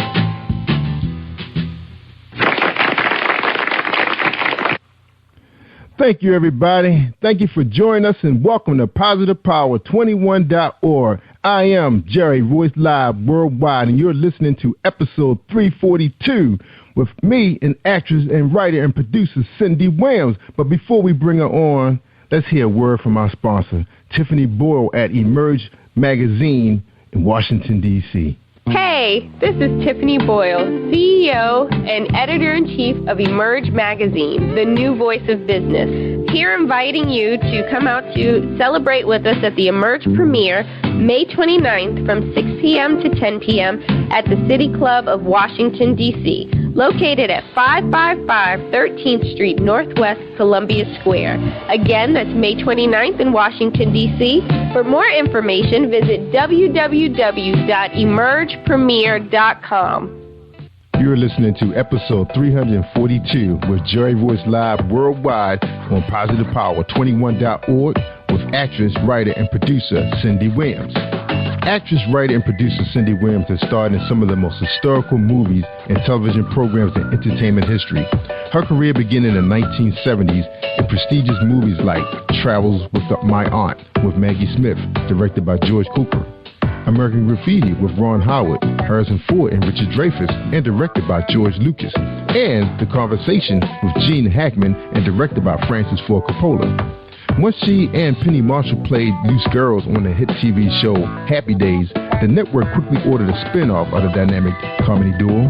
After changing their characters to blue-collar workers in the Midwest, they made their debut in Laverne and Shirley in 1976. The show quickly became the most watched American television program, surpassing Happy Days in popularity. The show remains in syndication around the world and has a very loyal following of original and new fans. Cindy continues to work in her first love, the theater, and she performs in musicals all over the country. And she is the author of the book, Shirley, I Just. Ladies and gentlemen, thank you and enjoy this presentation of Jerry Royce Live worldwide on PositivePower21.org. All right. Thank you, everybody, for joining us. Episode 342 with actress and writer and producer Cindy Williams from Laverne and Shirley is here with us tonight. What's up, Cindy Williams? How you doing tonight? Okay, Jerry. And how are you doing? I'm doing awesome. I'm just so happy to have you. I have to reveal something before we move the show forward. You ready? I am, Jerry. Hit me with you know, I used to have a crush on you back in the day. Oh, yeah. Thank you. What a compliment. Oh, you did jailbait. A whole lot of guys back then had a crush on Shirley. Sweet. You're so sweet, Jerry. Thank you. What a compliment.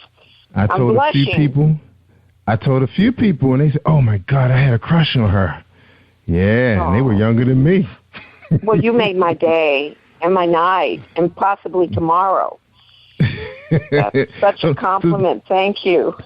No, now did the Hollywood guys tell you that you had a huge African American fan base, you know, in the hood all over the United States? We know, we did know, and you know, some of the most fantastic fans come out of the black community because they're just so everybody. It's the black community has such a great sense of humor, such a positive, fabulous sense of humor and sense of self-humor too. And it's just a joy. I mean, one time I was at this event with Penny. It was a big sports event in LA, and I was sitting down on this couch, and behind me these arms came and they hugged me, and someone whispered in my ear, "I just love you." And I turned around, and it was Snoop Dogg. It was Snoop Dogg, and we weren't allowed to have. It was Snoop, and we weren't allowed to have cameras in this event. And I just begged anyone, you know, and Penny had her flip phone, and we took this picture. And I remember he had all this bling, you know, this I don't know what you kids call it today, but he had all this jewelry on, and I said. Yeah, and I said, let's hold Snoop's, you know, what's at the end here, this bling, and it was like this silver, I don't know, it was like just this huge silver plate, and so Penny, somewhere there's a picture of me and Penny with Snoop holding this big silver plate that he had on a chain around his neck. Anyway, he was such a great guy. Such a great guy. I wish I could have spent more time with him. But yes, in answer to your question, Jerry, yes. And it's quite a compliment, you know, that the African American community embraces us and the show, and still does. Yes, absolutely. You are all-time favorite. I mean, people still remember you like it was yesterday. When your publicist contacted us, I was like, and she told us the other Cindy Williams that was on that movie was with Wesley Snipes. I don't know if you remember that movie. Cinda. That's Cinda. Cinda Williams. Cinda. She called Cinda. Oh, okay, that's what she called herself. Yeah, okay. she's a very good actress. Yes. Yeah. I believe that's who it was, Cinda. Yeah. I couldn't remember exactly how she pronounced her first name, but I remember she came out of New York, and that was a big, But she's an African-American actress, right? Cinda. Right. Yeah, yes. Cinda, okay. She's very good. Yeah. Yeah, but everybody knew what I was talking about, though. They knew it. You did? Yeah. Yeah, they knew. They knew who. Oh, it was you. That's great. They knew. Laverne Shirley. All right, well, I got to ask you the first question. Enough about me. That's right. Well, it's all about you tonight. So, you ready for the first question? All right. This is my signature first question. The first question for the night is: who is Cindy Williams? Oh, I better make some phone calls and get back to you. I don't know. I like to think that I'm somebody who always has their heart in the right place and loves to laugh and likes to. Mm-hmm. The reason, this book is not a tell-all. My little book, Shirley, I wasn't interested in writing about. I'm telling you about myself here. I'm trying to explain who I am. I was not interested in writing anything where I threw people under the bus or a tell-all book or anything like that. I took great care to have none of that in this book and only fun stuff that would make people laugh out loud. That was true about my life, which is blessed, because it's just blessed. I don't even have to say why. I'm just so blessed, and I've had such a fun life and such fun adventures, and I wanted to share them with people, and I wanted to do it in a way where I took people there with me. And I'm a fan. I like to think of myself as a very, like everybody else, I have my foibles. I have my, things that, I'm not exactly proud of in my life, things that I am proud of in my life. I try to every day make myself better by, the 7 deadly sins, like trying to weed them out one at a time. So when I die. Uh-oh, did Cindy go out? Oh, I think her call dropped. Cindy, you still there? Because I think your call dropped. You're just about to throw down. All right, we'll wait till there she go. All right, you back? There we go. Okay. Anyway, I just like to think of myself like, a friendly kind of person, a friendly, sort of person that's like everybody else. So that's kind of me. I mean, I took myself, how they talk about people buying their own publicity and, and getting all haughty and caught up in themselves. I did that for about 2 weeks when Laverne and Shirley was a big success. Penny and I both did. They had us in New York, and we were like, we were like the Golden Girls, and not the show, although right now we could play any of the Golden Girls. But we for 2 weeks, we thought we were really hot stuff, and it was so uncomfortable. It was just so uncomfortable because, and so it lasted about 2 weeks for both of us, and that was it. We went back because we couldn't have played those characters on Laverne and Shirley if we didn't understand exactly what where those characters were coming from and what they were, with the wolf at their heels all the time and trying to scrape the money together for the rent and to pay the electric bill and sometimes not making it and having to buy, instead of buying Pepsi, they buy Blue Drink because it's cheaper for their party and stuff like that. And it just hits a note with everybody, and especially us. Me and Penny, we really, so I really identify with and I wouldn't call it there's nothing common about it. I just identify with everyone that struggles in a fun way. You've got to look at it. You've got to look at it with humor. If you have struggle in your life, you have to look at it with humor, and that's what Laverne and Shirley did. And and the joke was always on us. And anyway, Jerry, that's a long way around your question, an answer to your question. Answer. I'm Good sorry. Answer. All right, now people can always look you up on the internet and find out other things, but what they really want to know is, tell us a little bit about your childhood. What was it like growing up being Cindy Williams before the fame? What was it like? Where were you? Where were you from? What were your classmates like? Well, I was born in the San Fernando Valley, and then when I was 1, we moved to Texas. So I grew up, basically, my childhood was in Dallas. And my father was alcoholic, but he had, when he was sober, he had a fabulous sense of humor. I mean, just was the greatest guy. You just would have loved him. But when he drank, he was the devil himself. And so I had that in my childhood.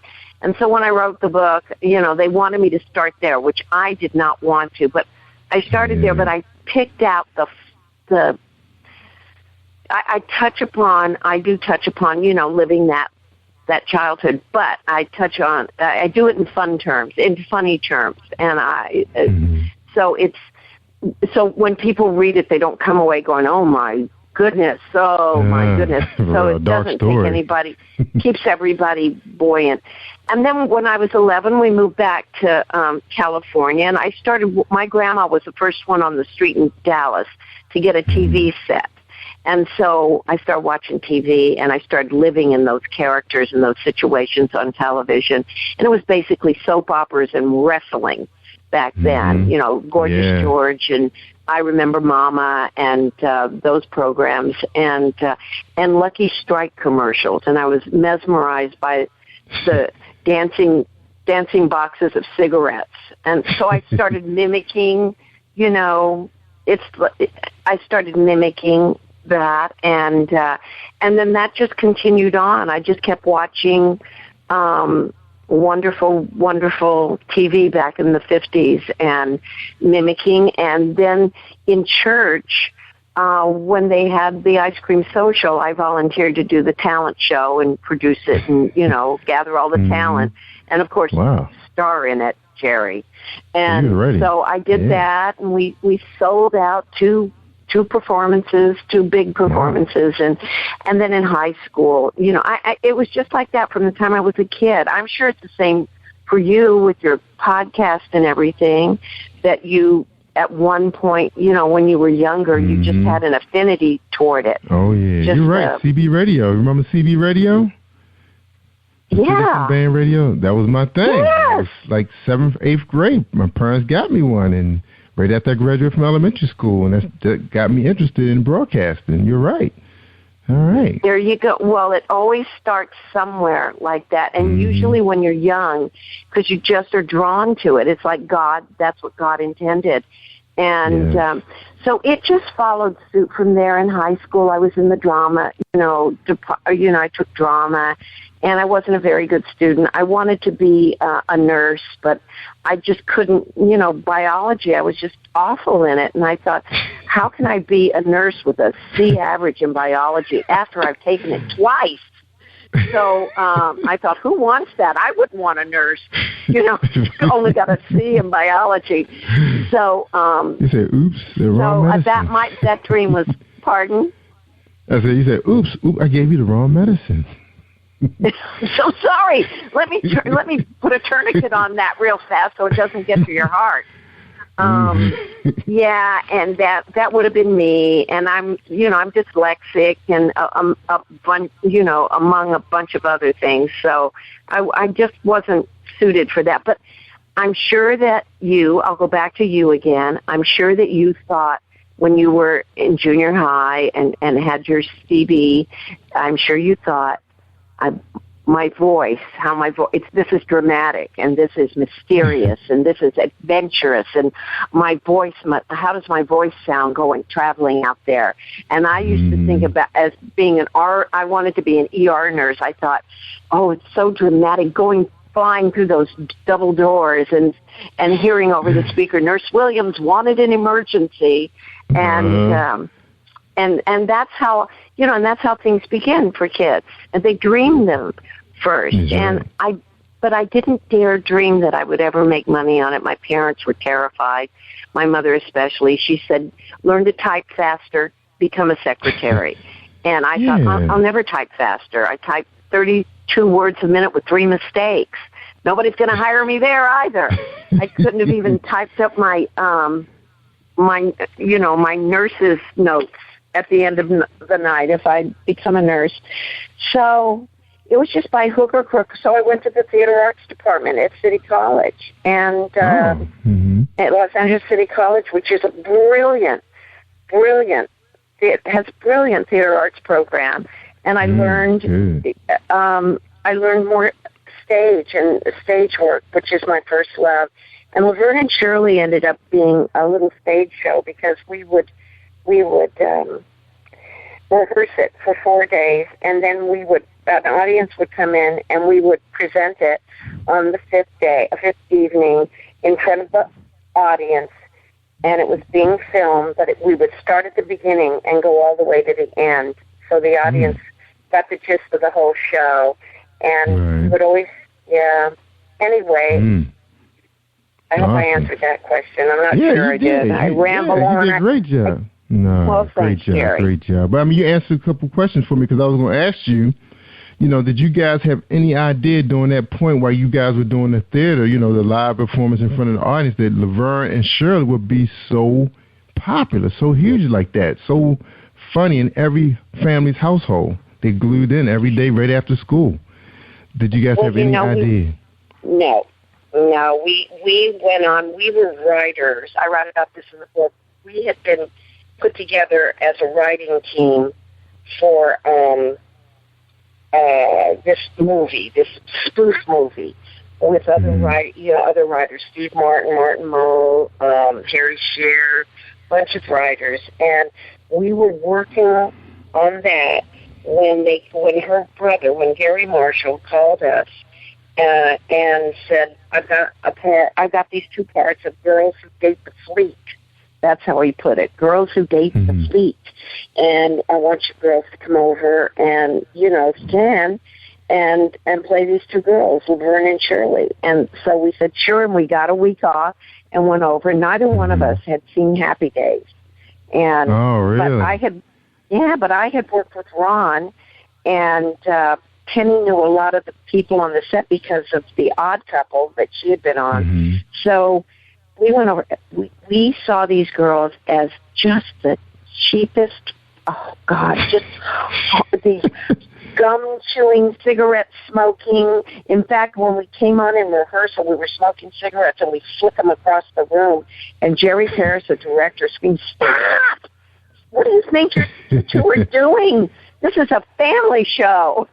And you can't be smoking. You're right. We said we didn't. Yeah. We didn't know. Y'all, you were smokers. Yeah, I remember that. Now you guys were smokers. Y'all was a little different. Yeah. Wow. So, and then we were fixing each other's, lingerie. Fixing each other up and taking pin curls out of each other's hair and chewing them. And we played them as really girls who really date the fleet. And they toned it down. And then we did it. And then 3 weeks later, we get a call, and we're back to writing. And we get a call, and they tell us that the network had seen this episode of Happy Days and loved the 2 characters and wanted to spin them off for their own show. And Penny and I, Jerry had no idea what that meant. We spin off the air. Spin, we had no idea. We had to look it up. And anyway, so then they ordered 4 shows for us to do that they were going to put on the air. And Penny and I both thought, okay, 4 on the air and 4 off. That's good. No idea until the end of the first season. Even when Gary came down and said the overnights, do you know what? Is that an archaic term these days? That's the scores you get. How many people watch the show overnight? They come in with the tally. And Gary Marshall came down with the overnights, and he said it was something like, it was historic. It was like 32 million people the first time. I think it was more, but I don't know. But it was like this astronomical number, and we couldn't compute it. And it took us, I'd say, a full season and a half to figure out that the show we were on was popular. And that happened at the Thanksgiving Day parade when they rushed us. We were in the parade, and the crowd started coming toward us on the float. We looked behind us because we thought somebody great was there, and we looked over our shoulders behind us, and then we realized they were rushing us. And that was the first time. And that, I go back to those 2 weeks in New York when we thought we were like really hot stuff. We came down fast from that. Anyway, it's all in the book, Terry. It's all in the book, and it's a really fast read. And we can't wait to read it. Now, we're going to take a quick break, Cindy, and then we're going to come back, and we're going to finish talking about you, the book, how you marketing, do you understand social media, all that good stuff, okay? So we're going to take a quick break. We're going to listen to a song from a recent guest we had, Kimberly. Everybody just loved to sing on this Dude Out real soon. So this song is called I Want to Be Yours. All right, Kimberly.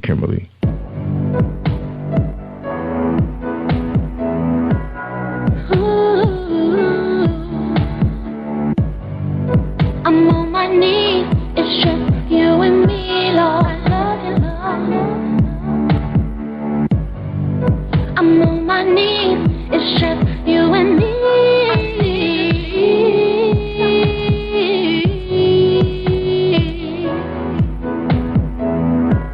I love you, Lord. I'm on my knees, trying to get through, Lord. I'm on my knees, trying to get through.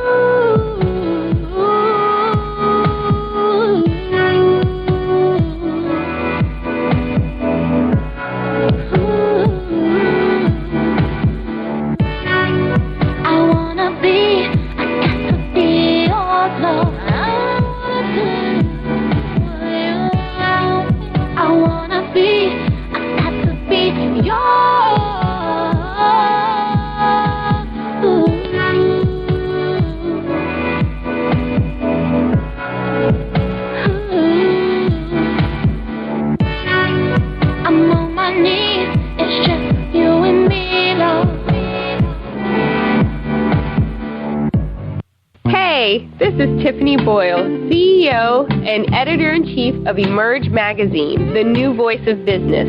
Here inviting you to come out to celebrate with us at the Emerge premiere, May 29th from 6 p.m. to 10 p.m. at the City Club of Washington, D.C., located at 555 13th Street Northwest, Columbia Square. Again, that's May 29th in Washington, D.C. For more information, visit www.emergepremiere.com. You are listening to Jerry Royce Live Worldwide Podcast. All right. Thank you, Robert, for bringing me in. That was Kimberly. I Want to Be Yours. That thing will be out real soon, so check us out on positivepower21.org. Did you like that, Cindy? You like that song? Oh, it gave me chills. It's beautiful. I know. I'm on my knees, Lord. It's just you and me. Oh, it just gave me chills. She has a beautiful voice. I know. So I'm not the only one that felt that way. The first 5 seconds, I fell in love with this song. Oh, I want to. It's a song that, the key to a great song is, do you go away humming it? And I do. Oh, I have chills right now. It's beautiful. Where can you get that? Well, we don't know. We're waiting. She was on the show last week, and she's talking about trying to put 15 songs. I said, you don't need no 15 songs. You could release it now. A lot of people still don't quite. Yeah, I know people. I'm sorry. Go ahead. No, you go ahead. You kind of understand that, people think they need 12, 15 songs to do an LP because back in the day, is that what you're going to say? Well, no, you kind of do now. You need 5.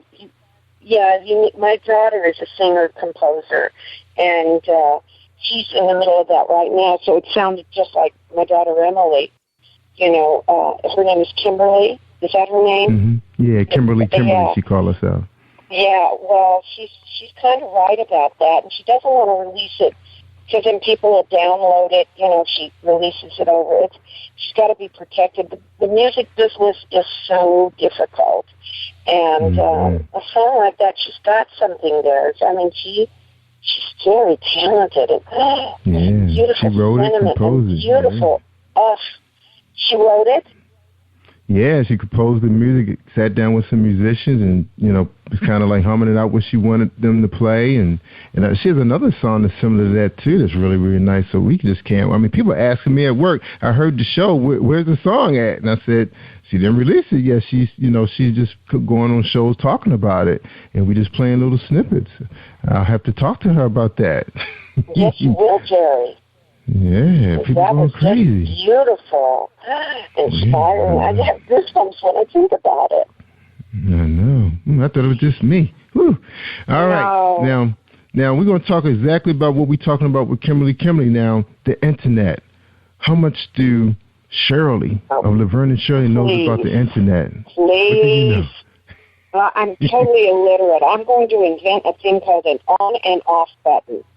On and off switch, and you just turn things on and off. Today I was monkeying around with my Gmail, and I couldn't find this email that I had with my whole schedule on it. And someone tried to explain to me that, well, that's because you set it up with the Gmail app and not the, and the internet has lost it. And I said, please, just stop. I can't vision it in my head.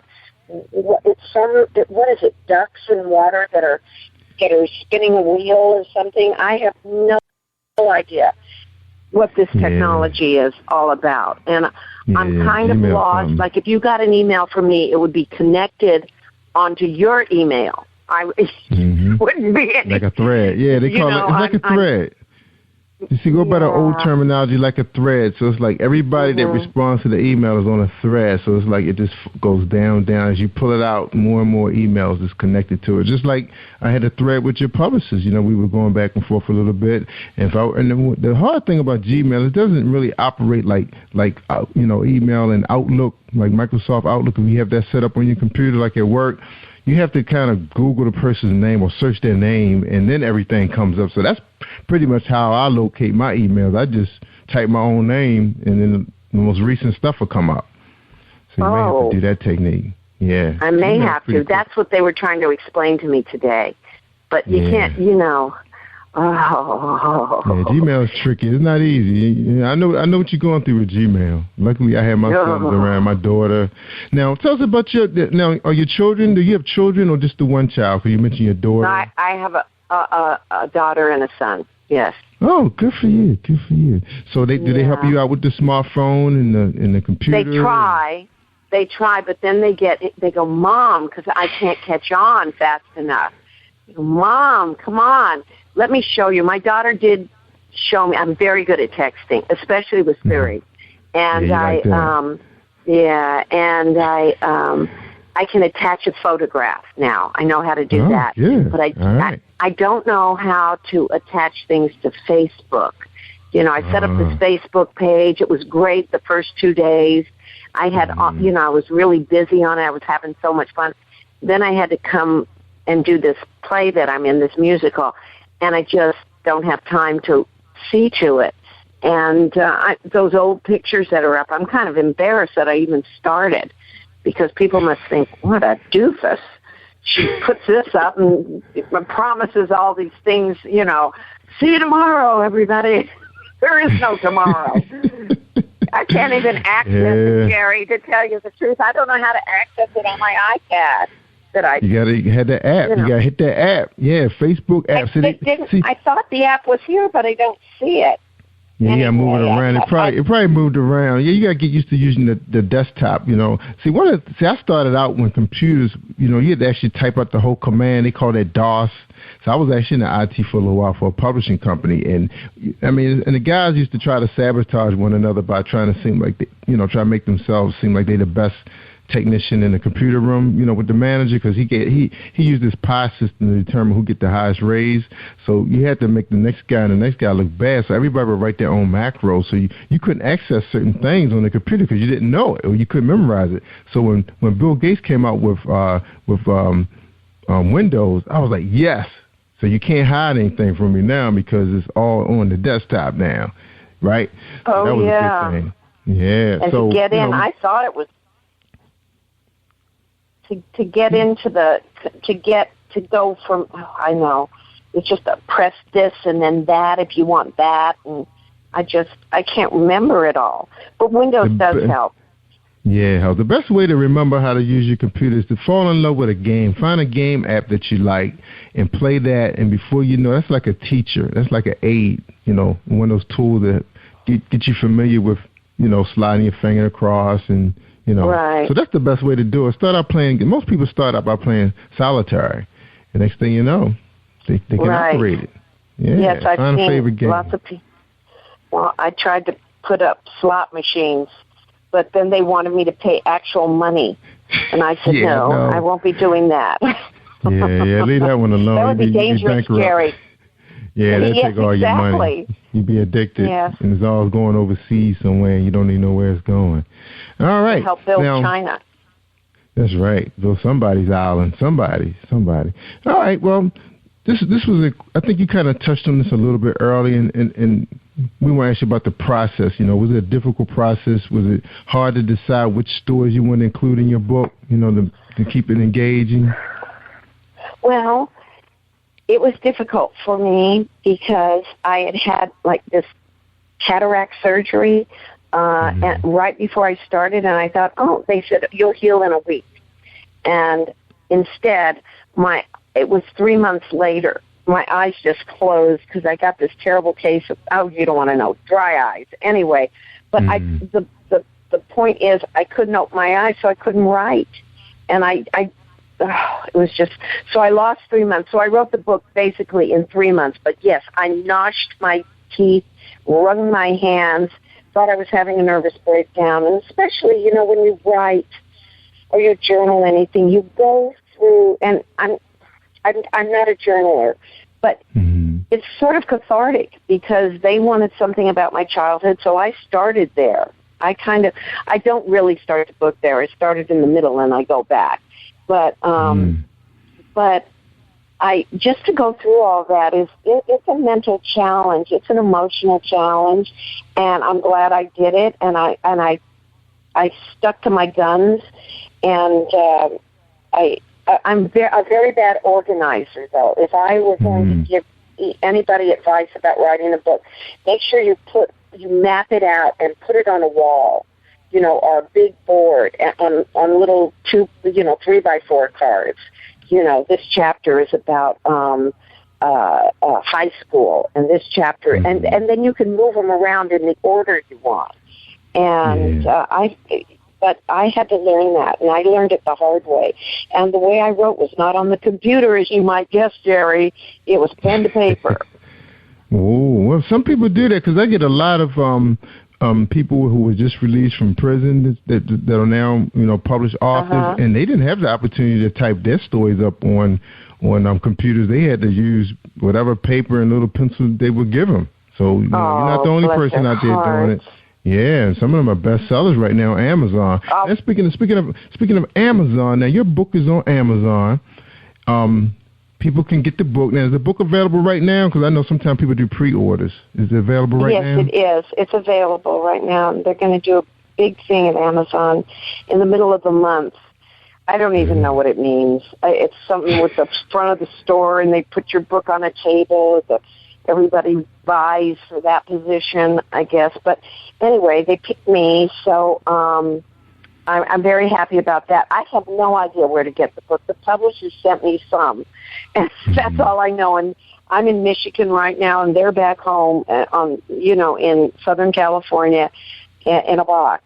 And but I don't know if you could walk into a bookstore right now. I think you can go into. They should have them at Barnes and Noble. Right, they will be Barnes there. And Noble that's doing that. So right, I don't know how you kids get books these days. You get them online, you read them on a little thing. Yeah, digital downloads. You can actually order the hard copies to your house also, and Amazon will probably, if Amazon is printing them for you, they can order them through them or through your distributor. So that's probably what's going to happen. Yes, that's awesome. Now everybody's going to be so amazed, because we haven't heard heard your name in a long time. I remember seeing Penny Marshall. She was doing quite a bit with the directing, and you saw her little director's hat, doing great work.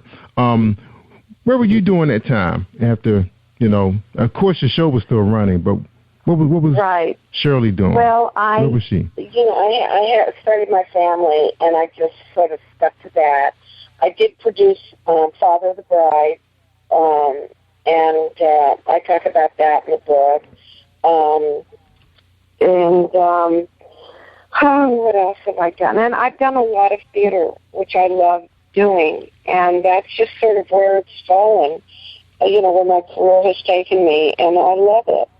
And that's what I'm doing right now with Eddie Mecca, who was Carmine on the Vernon Shirley. We've worked in a few plays and musicals together. Oh, wow. In New York? So you're doing that in New York? Yes, we're in Michigan right now. Oh, in Michigan. Okay. Yeah, doing this show called, it's called Meshuggah Nuns. And it's about nuns and on a boat with an actor who's playing Tevye in the boat's production of Fiddler on the Roof, and then the ship is in a storm, and so all the cast in Fiddler on the Roof gets sick except for this character Howard, who Eddie plays. And so the nuns, and I played a Reverend Mother, the nuns come in and help him out, and we put on a show.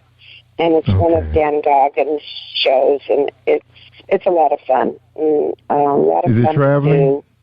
So it's traveling right now? It's a sit down here in Michigan at the Meadowbrook Theater, and so far the audience is loving it, and it's a lot of fun. Yeah. Always fun to work with Eddie, and it's a very amusing show and very entertaining show. Now you said who's Eddie? Eddie, who's in it again? Eddie Mecca, who played Carmine on the Vernon Shirley. Eddie Mecca. Oh, awesome. Good for y'all. Good. Now, Happy Days went big too. Of course, wow, that was an incredible group that came out of that. Ron Howard being the director he is, and the fantastic actor, because the last movie he did with about the Africans attacking his ship, and I can never remember the title of that movie, but it was so engaging. I never thought in a million years I could sit and watch a movie where a guy's just sitting inside of a submarine the whole time. With Tom Hanks? Yeah, that's right. That was Tom Hanks. Yes. I don't get those two mixed up, but I think Ron directed that, correct? I'm not sure. I'd have to Google it, Jerry. Yeah, Google it right now. But I believe he did direct that, but that was awesome. Now, Shirley, she decided to go start her family, because that's everybody's American dream, to have that family. Yep. I know you're proud of your kid. Now, you mentioned your daughter's getting into music. Is she going professional? Yes. She right out of high school, she had a recording contract, and then a bunch of stuff happened, and that sort of went south, and it was a big contract with Interscope, but she kept, she kept at it, and her music is beautiful, like Kimberly's, and but she doesn't see, it's not gospel. It's sort of, I can't even figure out what it is. You know, is it inspirational? But it's wonderful. It's like rock and roll and then ballads, and she's just a wonderful songwriter and singer. Beautiful voice. Would you classify the inspiration? Would you classify inspirational? Would I classify her as inspirational? My daughter? Yeah. No, not in the same way. No, it's not gospel, but it's inspirational as far as her ballads. Oh, when she was. Well, I it'd take me too long to explain it, but she's been writing songs since she was 12, 13, and she just, this new stuff is really good. And when she does get it out, I'll call you. I'll call you. Have her on the show. And let her, would be awesome. Yeah, let her come on the show and play some of her stuff. Or one of her songs. Yeah, and how about your son? Where did his career lead him?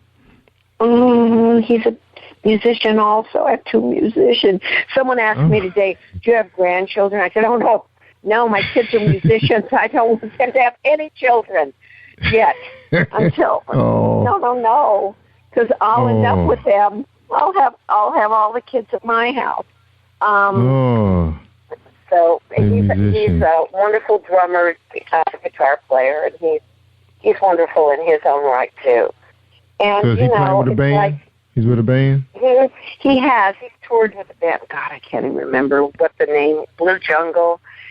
But, some L.A. band. And they won the band that I can't remember because he's so secretive and he never invites me to these things. But they won the Battle of the Bands.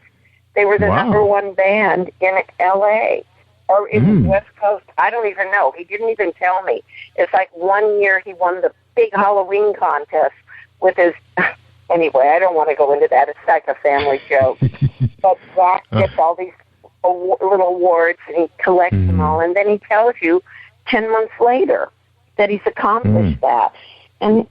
But they're both wonderful people, and I love them. And the major thing for me is that I always check in with them and make sure that they're saying their prayers and they're close to God. And I don't care what they do in this world as long as they stay close to God. That's right. Amen. Now are you promoting a book in Barnes and Noble, wherever you can find a bookstore? 'Cause I know a lot of bookstores are closing up, in some of your your malls and everything. Do you see yourself doing coffee shops or whatever? I mean, what's the plans? Washington D.C. Where I'm going to do drive-throughs, Jerry. I'm going to do Wendy's drive-thrus or Jack in the Box drive-thrus or McDonald's. I'm going to just do drive-thrus. Is Jack in the Box still around? What? Jack in the Box. I haven't seen that restaurant in a long time. Is it still around? I don't know. Yeah, on the West Coast it is. On the West Coast, okay. Yeah, all right. It's big on the West Coast. But yeah. So you're just going to show up. I'll be at Jack in the Box.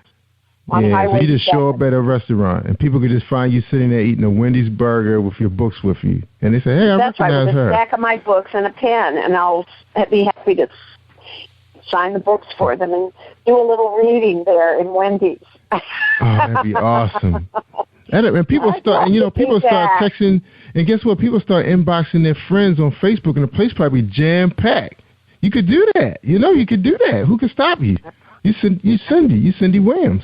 Shirley. Yeah, I guess I could. I don't know. I don't know, Jerry. I don't know. You don't have to share the profits because it just be you showing up. Oh, no. They won't let you do that. They won't let you. At Wendy's? At Wendy's. Yeah, I'd probably end up working there. I'd probably end up being very happy getting a job there and working the drive-through window, which is no easy task. No, it's not. It's tough. I always thank them so much. They love me at Dunkin' Donuts. They know it's me because of my voice. You were right about the voice thing. They recognize me at those places when I they know my order. I don't even have to tell them what it is. If I switch it, they switch it back. I tried to change from going. I wanted number 10, which is the turkey sausage sandwich on flatbread, right, with a large coffee and cream only, no hash brown. I tried to switch it to an Angus burger on flatbread, and the guy said, "Oh no, you want number 10." It's like, okay. Jerry, you want number 10. Yeah, when I was pregnant with my daughter, but there was this thing I craved at Jack in the Box. It was their nachos. It was the most delicious nachos in the world, and I wanted extra jalapenos on them. And they would not. I'd go, they'd say, "May I help you?" And I go, "I would like to." I go, "Hey, Cindy, you want the nachos?" I said, "Yes, thank you. Drive on up. We'll have them ready for you." And they'd have my order, just like you, Jerry. McDonald's was the same way. I was there almost every day with the kids because they had activities every day, and they knew I was going to order the cheeseburger, the nuggets, and and all. They knew the order. And the guy, we were friends. We would talk. We'd be at the window chit-chatting, and he ended up getting another job, and I had to get to know a new guy. It was crazy. Somebody offered him a job. Yeah, he knew my order, and the funny thing was somebody liked him so much, they hired him at a big company. And he had just graduated from high school. They gave him a job that you needed a college degree. Yeah, they said he got a job that you needed a college degree to get because they really liked him at the drive-thru. I said, wow, they took my guy. Yeah, I had to start over. Yeah. I stopped going to McDonald's. I started going to Wendy's. I love that. I love that. Yes. You're so funny. You're still funny. You're still funny. Aww. You're so awesome, Cindy. Oh, thank you. So are you. Thank you. We're just so glad. Story. I used to work at IHOP. I worked at the International House of Pancakes. Yeah, in college for years and years. The one on the Sunset Strip. I worked the graveyard shift. I have nothing but, and my mother was a waitress, and I have nothing but respect and admiration for people who work in that industry. And it's so much. I just love it. I'd love to do a movie about that because what goes on, and it's like a team effort there. And just like you said, your customers, and I just had so much fun. I didn't write about it too much in the book, but if I ever write anything else, I'm going to dedicate a whole chapter to when I was a waitress at the IHOP on Vermont and Santa Monica and the one on Sunset. I was also a cocktail waitress at the Whiskey a Go-Go. I read a whole chapter on that because that was something else in the 60s. And Jim Morrison was my first customer, and Jimi Hendrix came in there, and I almost got fired because of Jimi Hendrix because I reached out and touched his buckskin, the fringe on his buckskin suit. Oh, it was beautiful, man. Oh, my God. And then it's the first time I ever heard this term. We had this bouncer, Arthur, and he looked at me when I reached out and touched Jimi Hendrix's fringe, and I stepped back with my tray, and because he was coming up the stairs, and I was standing on the side of the stairs, and Arthur, the bouncer, said, "Cindy." And I looked up, and I said, "Yeah." He goes, "I'm on your case." And I said, "What does that mean? What does that mean?" "Oh, really? Tell me what that means. I have no idea." This is the first time I ever heard that term. I'm on your case. I like that term. We should bring it back, he's watching you. Yeah, I guess he means he's watching you, He was. He was watching me. He knew what I was up to, touching Jimi Hendrix fringe on his buckskin, his beautiful buckskin suit. My next question is a pretty big question. Again, you was the cutie pie, of the 60s and the 70s. Did you have a hard time with guys, like dating guys? Were guys afraid of you? Because you were so cute. What was the deal back then for you dating? Could you do that? Yes, I dated a lot. But, all I wanted to do was get married like most girls. I just wanted to get married and have my family. But I don't know. It was such a whirlwind. I was at work so much, and work was so hard and rewarding. But every person I met was in show business, and that it just didn't lead to anything. Yeah. I dated some very interesting people. I do not write about that in the book, and you know why? Because they're all married with families now, and I don't want to, I really put my foot in it at one time, and People Magazine did this article, and they sent someone out, and I just opened my mouth about, oh, yes, I did so-and-so, and I was seeing so-and-so, and everybody got freaked out, and including me, when it was in print, because it just, it just didn't look right. And so I learned my lesson, and I just I don't say boo in this book about anybody. The only person that you might think that I dated is Andy Kaufman in the book, because there's a whole chapter on Andy, because he was a dear, dear friend. I mean, I met him, and we did date, but it's a very funny chapter about how I went to the comedy clubs with him in the very beginning, before he was big or anything, and he'd tell me what he wanted me to do on stage, but he didn't tell me what he was going to do, like a magic trick. Like one time he told me, when I start singing, get behind me and go dance. And I said, okay. And he said, just stay up stage with your head down and your back to the audience until I start singing.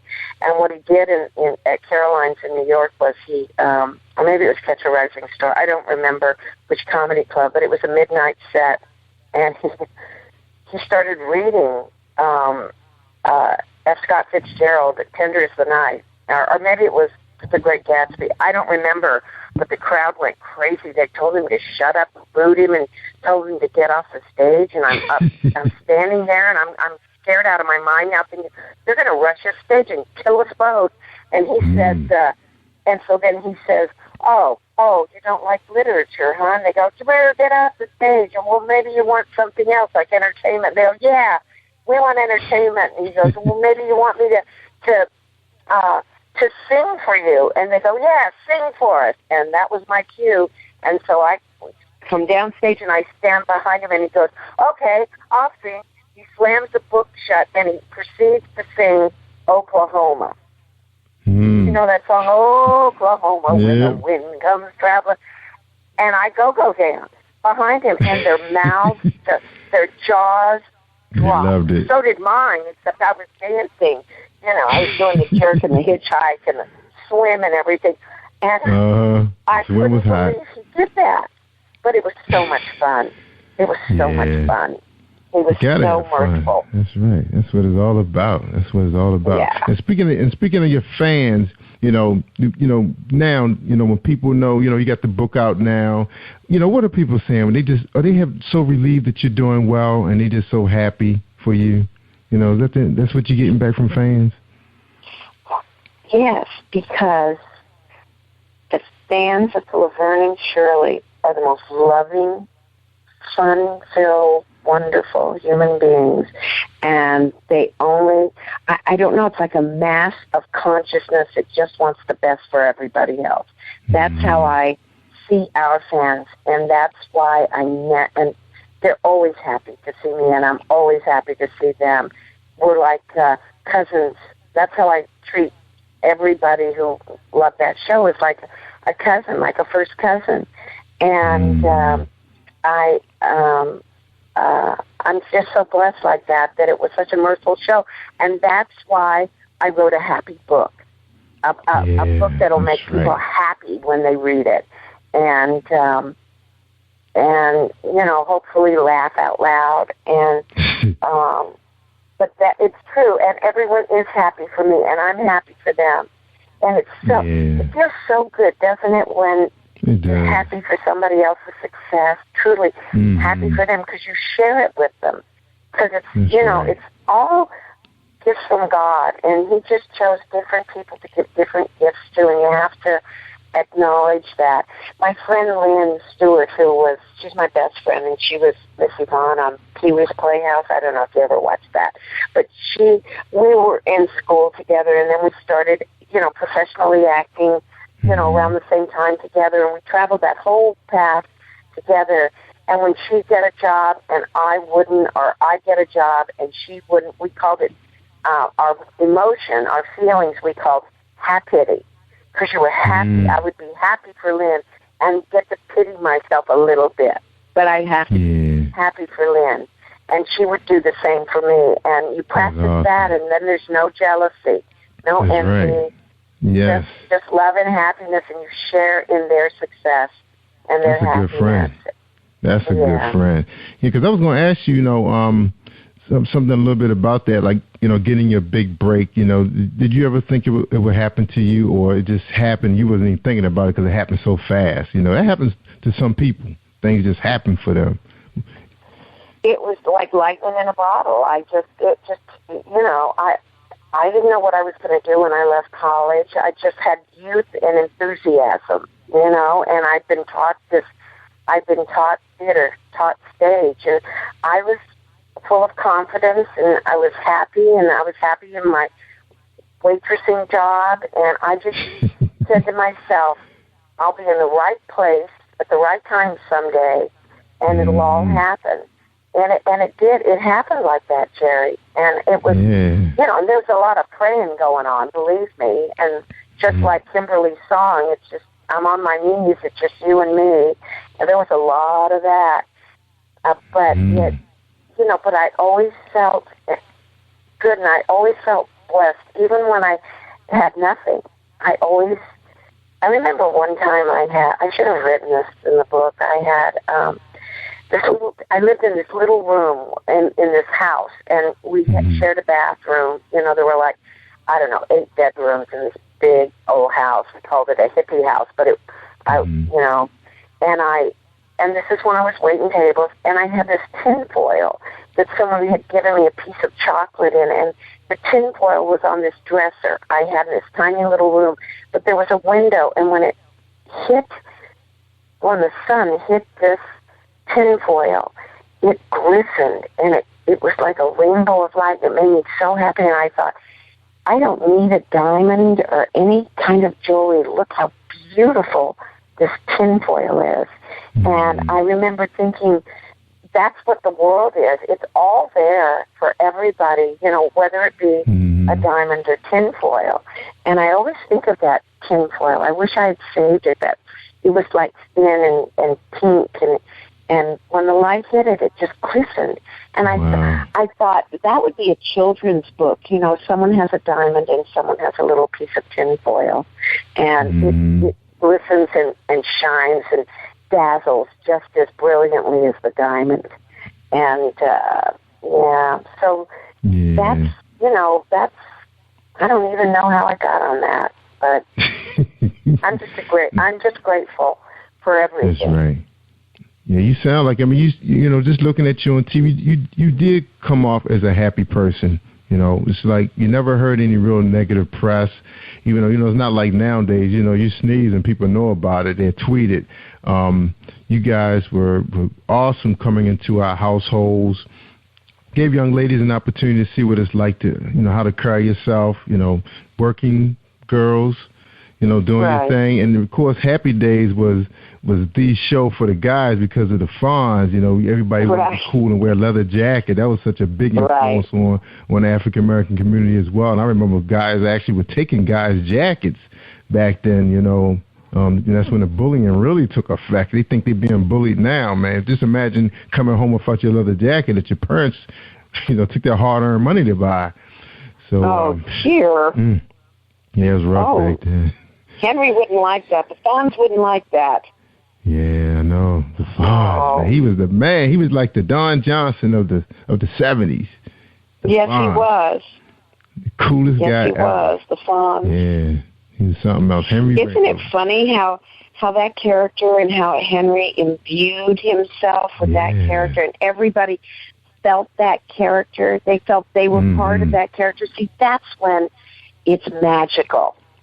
When everybody feels they're a part of that character and that character is a part of them, that it's that whole circle back and forth of energy going to the, and that there's beauty in that. And Penny and I would, when we come out all week long, we would work on the show and try and make the show laugh out loud funny. And our litmus paper was, if it didn't make us laugh in rehearsal, we knew it wasn't going to make the audience laugh because we were the audience. So we would work and work and work. And when we would come out and do something that we took a shot at and we'd hear that audience laugh. Oh, Jerry, you know, in laughter, it's like a song. When everyone's singing a song together in church or wherever, or the national anthem together, you're all together. And when you laugh, when everybody laughs together, there's no disconnect. It's all one voice and one happiness, one ball of happiness. And that used to just be our, you know, that was our reward. Every time we go, okay, and we'd set a joke up and say, here, you know, we'd be thinking, here it comes, we're going to see if this is going to work, and then everyone, and then when they burst out laughing, and there were times that we would be biting our tongues so we wouldn't laugh because it would just be, it was so much fun. It was such a blessing. I bet it was. I know it was hard giving that up. Now, I have one final question for you before we take our break, and then we're going to get your final thoughts for tonight's show. We've been talking to you a long time tonight. I know you're tired. Now, my last question, this is a little bit social media. Now, I did Google you, and a lot of pictures came up, you know, different, you know, phases of your life. Now, your publicists, are they putting anything out there, like some of your old shows when you were on the Tonight Show? Can we find that out there on YouTube? You can't find it because they're all kinescope, and they lost them. That's what Johnny Carson said. And I don't know. I tried because I have a chapter in the book, again, about doing the Tonight Show and how terrifying it was. And I don't like doing talk shows, but I have to do them. But I wanted to go back and research this one that I did with the amazing Kreskin. And I couldn't find it anywhere. I couldn't get any of the old Johnny Carson shows up. But I don't know why that is. Maybe it's because they're selling them. But Laverne and Shirley's coming on MeTV this summer, and they got us to. I suggested they have us each tell them our favorite shows. So they did. They're going to run our favorite shows: Penny's, mine, and Eddie's, and maybe David's. I'm not sure. Oh, Lenny, yeah. That whole, everybody became successful. Because Lenny got pretty big also. Yeah, he got big. Oh, yes. Yeah. Michael. Yeah, he was. That was awesome. Those people were something. They were good. They were good. A lot of success came out of that group.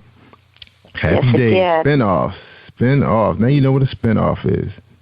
Now I know. That's right. All right. We're going to take a quick break. When we come back, we're going to get your final thoughts for tonight's show. Leave our audience with something to remember you by while they search for your book. And, again, I can't wait to, Laverne and Shirley come out. Of course, everybody's so big into Netflix these days, so they want to sit there and look at all your episodes. And could that happen? Would we be able to find them on Hulu or Netflix? Is that something in the works? I don't. They're not on Netflix, I'll tell you that much. I don't know, but they just still rerun them. You can buy the seasons of the show on DVDs. But I don't know about it. I don't know, what do you call it, on Hulu or, over the internet. You can see episodes. Because I posted one on my Facebook. That's the thing I left behind. But you can. I guess if you go to, just Google in Laverne and Shirley episodes, it should come up. All right, good. All right, everybody, you heard that. All right, hold tight. We're talking to Cindy Williams. Her book is coming out. Well, it's out. It's out there on Amazon. It's called Shirley, She's also being featured in a stage play right now. I think you said it was called Sugar Nuns, playing up in Michigan. So get your tickets while she's there. And how long are you going to be playing for the stage play? How long, we expect to have you there? Through the 17th of May. Okay, people got time. 2 more weeks. All right, All right, good. So hold tight. We're going to hear a commercial from Gerald Manuel. Well, he's not in it, but it's his commercial. Hold tight, everybody. Hi, If you're struggling with your relationship or you just can't seem to find the right one, author Gerald Manuel has written an enlightening new book entitled How to Identify Your Spiritual Soulmate. You may order a copy today from Amazon.com or at BarnesandNoble.com. This book is sure to answer many of the questions you may have. Thank you and God bless you. All right, it's Gerald Manuel. Check that book out. For those of you who haven't gotten married yet, you need some help deciding if she's the right one for you. All right, good, awesome book. We're featuring Gerald Manuel monthly on our podcast, so you'll be able to go to www.positivepower21.org and listen to 2 shows that he produced. They're not up right now. Well, they are on Spreaker.com, but they're not quite on our site yet, but it will be coming this week. You get an opportunity to hear him and I go at it when we talk about relationships, the spiritual side of it. All right, and we'll be having some guests come on and join us as we go through his topics and his chapters. That's going to be simply awesome. Pretty deep gentleman, too. All right, we're talking to, she used to be called Shirley, now she's Cindy Williams. All right, Cindy Williams, your final thoughts for tonight's show. And again, thank you so much for being here with us on PositivePower21.org with Jerry Royce Live Worldwide. Thank you so much. Oh, Jerry, it's been my pleasure. Believe me, it's been a lot of fun. I think I've talked to you more than I've talked to several other people in the last week. Wow. Awesome. All right. Are you ready for your final thoughts for tonight's show? I am. Are you going to ask me a question, or do these thoughts just have to come out of my head? Yeah, just let it flow. Squirrels running it right now. Yeah, just let it flow. All yours. Ad-lib. Oh, well, I don't know what to say. I've had a wonderful time talking with you, and this is the reason why, because you're such a positive person, this is the reason people like you that it makes me happy that I chose to write this little book in positive terms. And I was going to call it in the beginning, if you can't say anything nice about somebody, don't say anything at all. My mother used to always say that to me. And one thing I neglected to say is, my dad was alcoholic, but he always dropped me off at church by myself. Any church he found every Sunday. And I won a Bible for perfect attendance at Tent Revival in Texas. And I went to just every different kind of church. And that's, in my mind, that passion play of Christ and just all the great people of the Bible really molded me and saved me from an otherwise, my father was a person who could be a tormentor, but he also saved me. He knew what he was doing by dropping me off at church every Sunday and making me go to Sunday school. And so that's why Kimberly's song was so, it just resonated in me. And I'm just going to tell you one other little story, because people don't talk about God enough, I don't think. You don't, you're right. It's not the love, the real rapture love. And but I'll tell you something, this little story, and then I'm done. I'm going to go try and figure my computer out. Take your time. When Penny and I first met each other, we were on a double date. And our dates took us, that's when we first met. Our dates took us to the Coconut Grove, which is no longer there in Los Angeles, to see Liza Minnelli. And opening for Liza Minnelli was Little Richard. And after the show, we were going to go back and say hello because our dates knew they were in show business and they knew Liza Minnelli. So we were going to go back and meet Liza Minnelli. But to get to Liza Minnelli's dressing room, you had to pass through Little Richard's dressing room. And so our dates were ahead of us. And so Penny and I were coming through the door, through his dressing room, and he was sitting at his dressing table to the right of us, and he put his leg up to stop us like a toll gate, and he stopped us. And he said, "You two, I want to bless you too. And Penny and I immediately bowed our heads. And little Richard said this beautiful prayer over us. And then he's like, let us go. And we, you know, we never told him how fabulous he was. We talked about that later, but years later, I don't know where Penny and I were, but I turned to her and I said, or she turned to me. No, I turned to her and I said, you know why we were so successful, don't you? And she looked at me and she said, little Richard. And I said, yeah. And I always think of him so fondly. He's a reverend. Pennymaker is his real name. Yeah. The Reverend Pennymaker. But it was as dynamic as he is as a performer. That's how dynamic that prayer was, Jerry.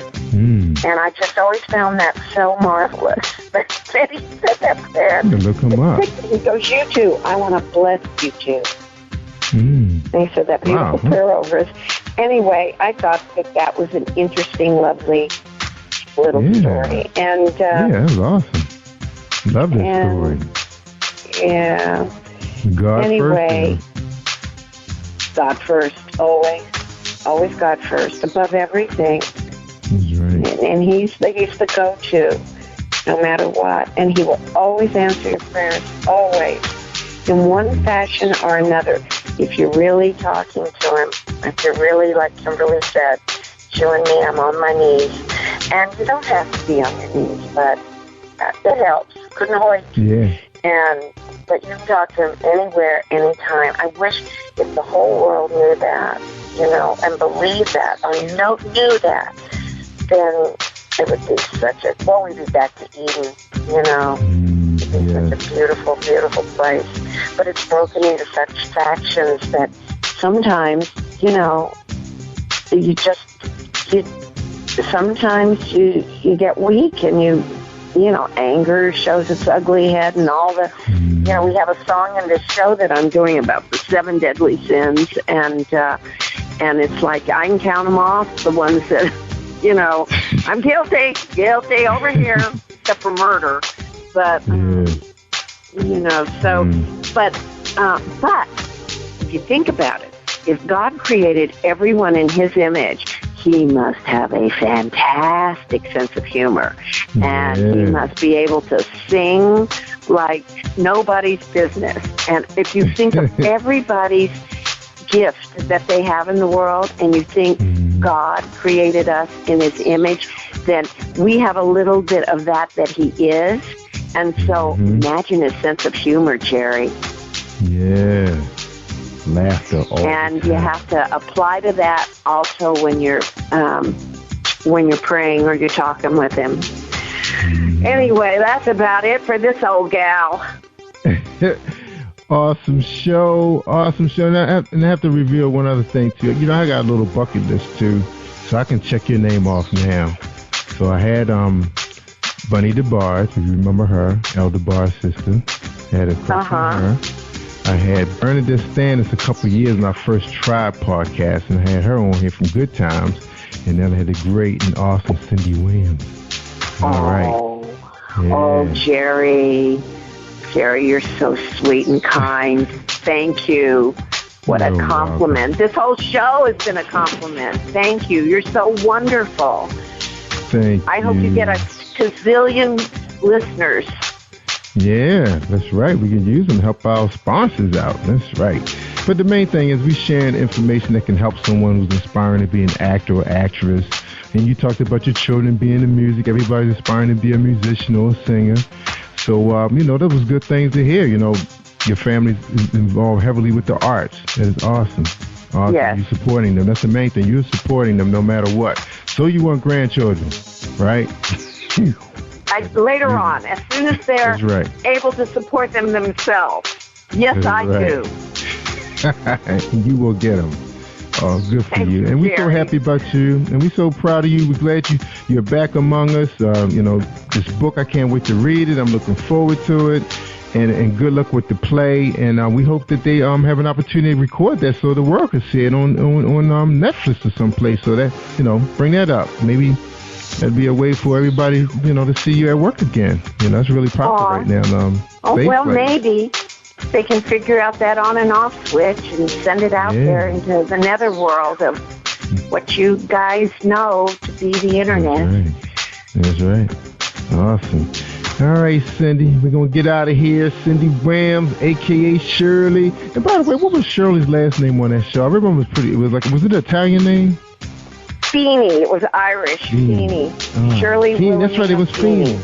That's right, it was Shirley Feeney. How did I forget that? Man, my mind's getting a little better since I'm off my diabetes medication's a lot better now. Good for you. Yeah, I lost 20 So you got your diet under control? Oh, yeah. Is that how you did it? Yeah, a lot of fruits and vegetables. No more driving through that McDonald's, Jerry.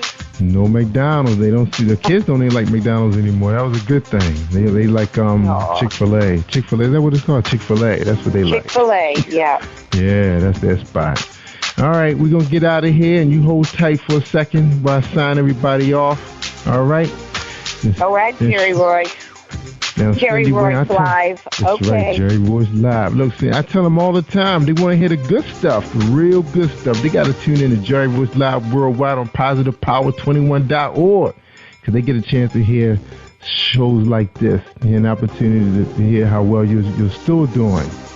That is awesome. God is good. And the way you talked about God and how the music, Kimberly's music, really gave you that feeling, filled you. And that's what it's all about, sharing one's arts. And that's what it's all about. Yes, now, Jerry. I don't sing, and I do a little dancing. But it was just so awesome just to have this talk show, to have you on here. And I just thank God for that. Thank you, Lord. Thank you. Amen to that, Jerry. And right back at you. All right, y'all. I'm Jerry Royce Live. I'm worldwide. Thank you for tuning in to Jerry Royce Live on PositivePower21.org and Spreaker.com/PositivePower21. This is a Royce Enterprises production. And don't forget about replay on Facebook.com/Jerry Royce Live.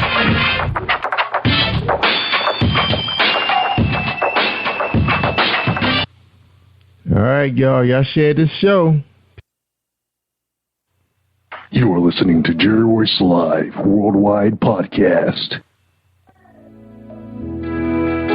Hi. If you're struggling with your relationship or you just can't seem to find the right one, author Gerald Manuel has written an enlightening new book entitled How to Identify Your Spiritual Soulmate. You may order a copy today from Amazon.com or at BarnesandNoble.com. This book is sure to answer many of the questions you may have. Thank you and God bless you. And this is Beverly Fells Jones on Jerry Royce Live Worldwide Podcast. You are listening to PositivePower21.org with Jerry Royce.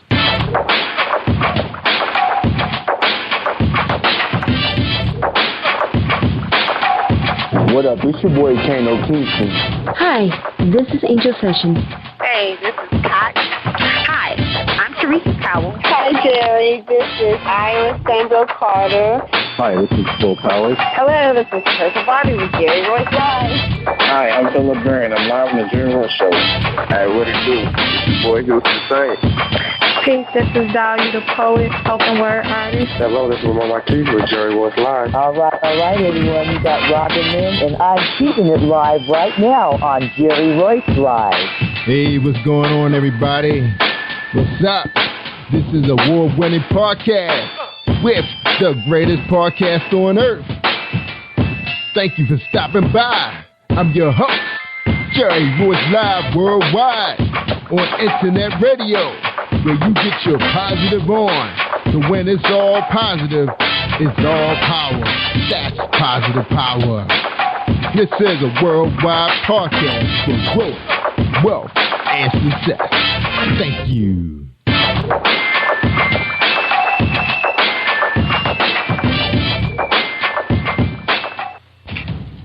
Think you know how drugs get in those little brown bottles? Think again. Set in the green hills of Western New Jersey, inside the gilded halls of power of a U.S. pharmaceutical company where decisions are worth billions of dollars and human lives worth less. Nicholas Harding, a young executive at Marshall Pharmaceutical, finds his career, family, and life in jeopardy.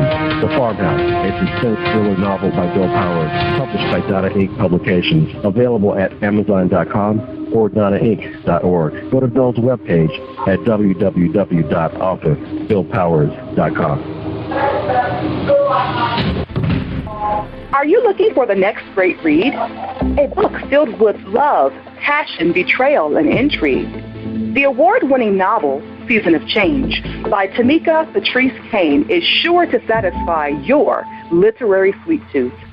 Check out this must-read book reviewers are calling uplifting and emotional, and exceptionally great read, deeply intense and thought-provoking. Order your copy today. Available in paperback and ebook on Amazon.com or at www.tamikapatrice.com. Are you an author looking for promotional services or a reader looking for a great read at low prices? In this competitive world of books, Writing Royalty Promotions is dedicated to bringing authors and readers together to build a greater respect for literature through our various promotional services and online bookstore. So head over to WritingRoyaltyPromotions.com and check us out.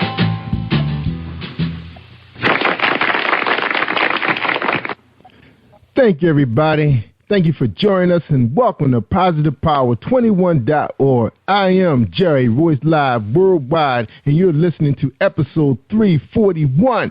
That's right, 341 with Beverly Fells Jones, and her website is www.commandingyourlife.com. That's right. Okay. Now, before we bring her on, we're going to have a word from our sponsor. That's right, Reese World Publishing. That's right, we appreciate our sponsors.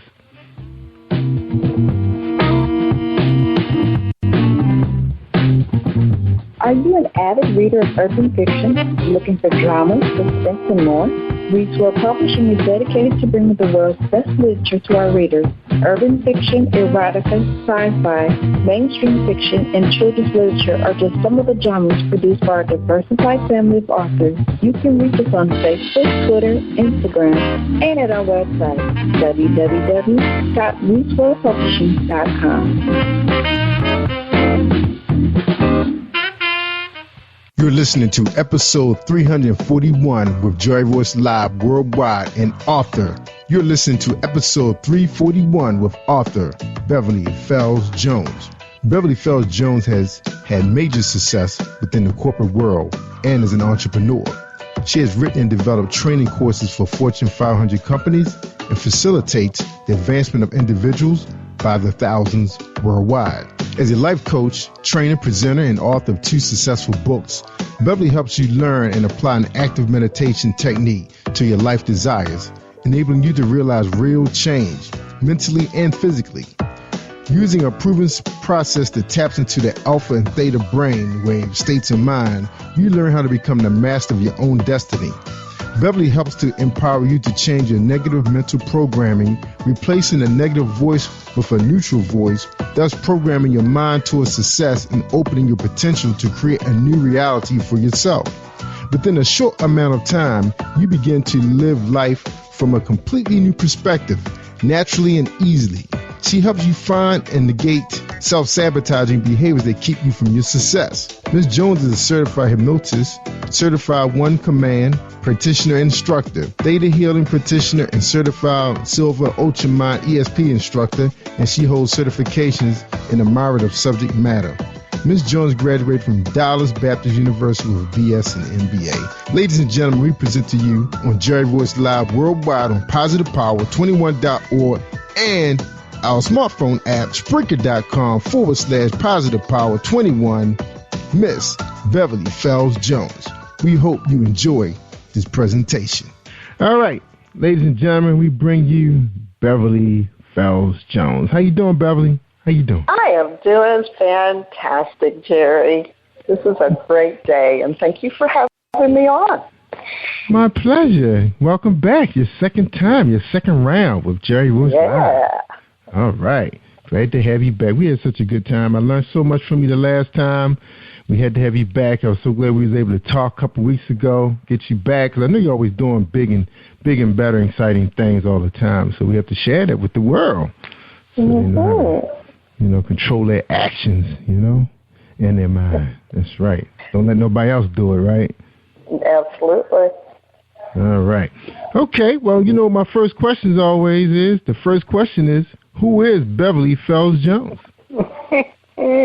Oh, well, let's see. Well, you did a good thing on the bio, but, I'm just a woman who enjoys life, who intends to live till she's 125 years old, and some folks go, what? I said, no, because I'm going to be healthy and happy the entire time. And we've got lots of examples out there of people being older. I don't know if you've seen recently, and you probably did, the woman at 78 years old, and she's the oldest champion bodybuilder in the world. Yeah, and black woman at that is doing it, and she's made transformations in her neighborhood. She said she opened up an exercise place and wasn't sure if people were going to come. She had some people who asked her to train, and she said sometimes it's standing room only. So she's working to make the change in the world we want to see. And that's getting us out there and exercising and becoming healthy and taking care of ourselves, because that's really important. It is. That mind's, because when you're a creative person, as you get older, when you find yourself in a better place financially, that you can finance a lot of these great ideas you have, sometimes your body just can't keep up with it. So a lot of times it's because we're not taking care of ourselves. We love what we love. We love our greens, and we love our pork, and we love our our fried foods and salty foods, and I'm guilty of that. Right? So I don't tell people that they've got to stop doing things, but we need to start looking at the amount that we eat, and that we do need more fruits and vegetables in our lives. When Mama said, eat your veggies, there was a reason for doing that. So it's like more fruits and vegetables and less fried foods. You get your meat, you can eat your meat, you can have your bacon, you can have all of that. But the idea is that we need more fruits and vegetables, we need to drink more water, and we need to exercise more, even if it just means going for a walk twice a day. Yeah, that's right. 15, 30 minutes. And I really had to step it up too. I was a lazy bum for a long time. My son, he told me today, I asked him, I said, how long you been going to the gym? He said, I've been going since I was 8 years old. I was like, I'm like 208 pounds, just get down to 206, just doing 15 minutes of walking with a friend at work. And I said, why I can't get below 206? This summer, my son was playing football, so he was really, stepping it up, working out. And, he's 11 now. He's like, super fast, can do all this stuff. And I'm watching all happy, sitting there watching, chugging down lemonade, iced tea, raspberry tea. And then I had my salad on the side along with my fried whatever. And he caught up with me, Beverly. He caught up with me. Yeah, couldn't even think straight. I was like, what is wrong? So went on vacation for a week, came back, felt worse. Okay. Found out, get to work. I told my boss, I said, man, I feel like everything's moving. I'm just off balance. I tripped on a flat floor.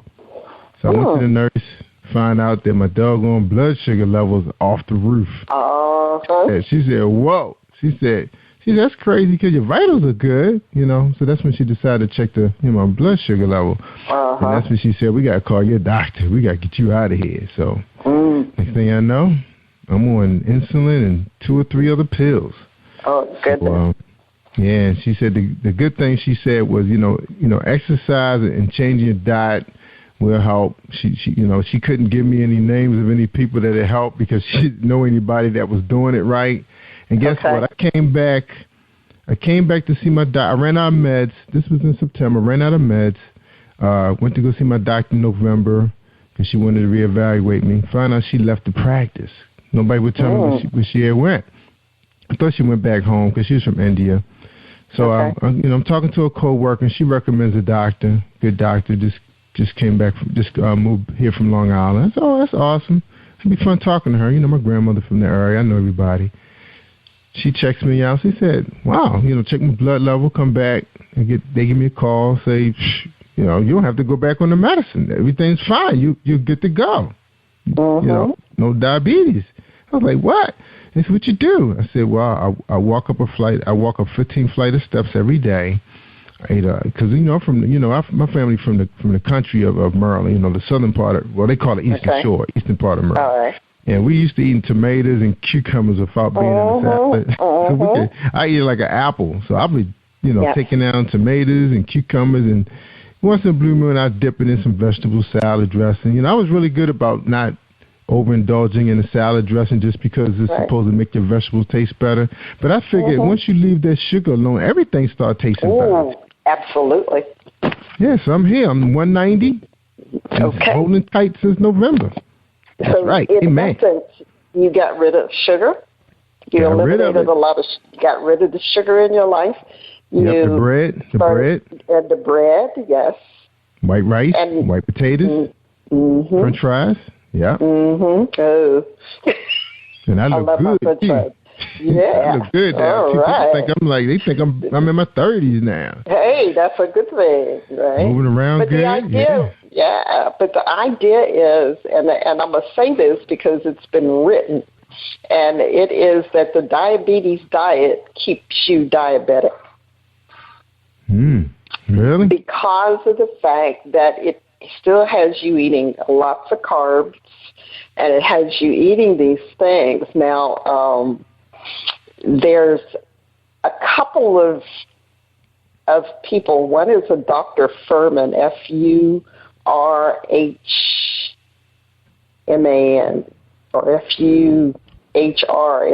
but it's Furman. And he writes Eat to Live. He also writes the Diabetes Cure kind of book.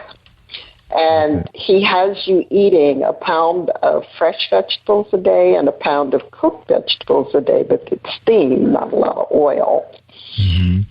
An ounce of nuts, beans, so you can have peas, you can have navy beans, but not the way we're used to cooking them with all the tampons and so on. Right. I'll open a can of black-eyed peas or a can of kidney beans, rinse them off, and I'll put them in a salad. To have a cup because that has a lot of protein. So his diet is designed, and he really wants you to go vegetarian, but he tells you can eat meat, and it's about 4 ounces. But his diet is designed to normalize your blood sugar and all that. See, we've been brainwashed to think that diabetes is here forever. Right, but all it is get rid of the sugar, get rid of the white stuff, like you said, the bread and the rice and the those kind of things. Eat kiwa, which is new bulgur. I'm discovering all kinds of grains that are good for us. And, is that a bread? That's like a bread, so that could be made into a bread. Well, I think so, but I've used it as there's a recipe that you use the kiwa and bulgur in, and parsley and onions and tomatoes, and you dice up the parsley. A lot of folks say, you eat parsley? I said, oh yeah, there's a parsley salad.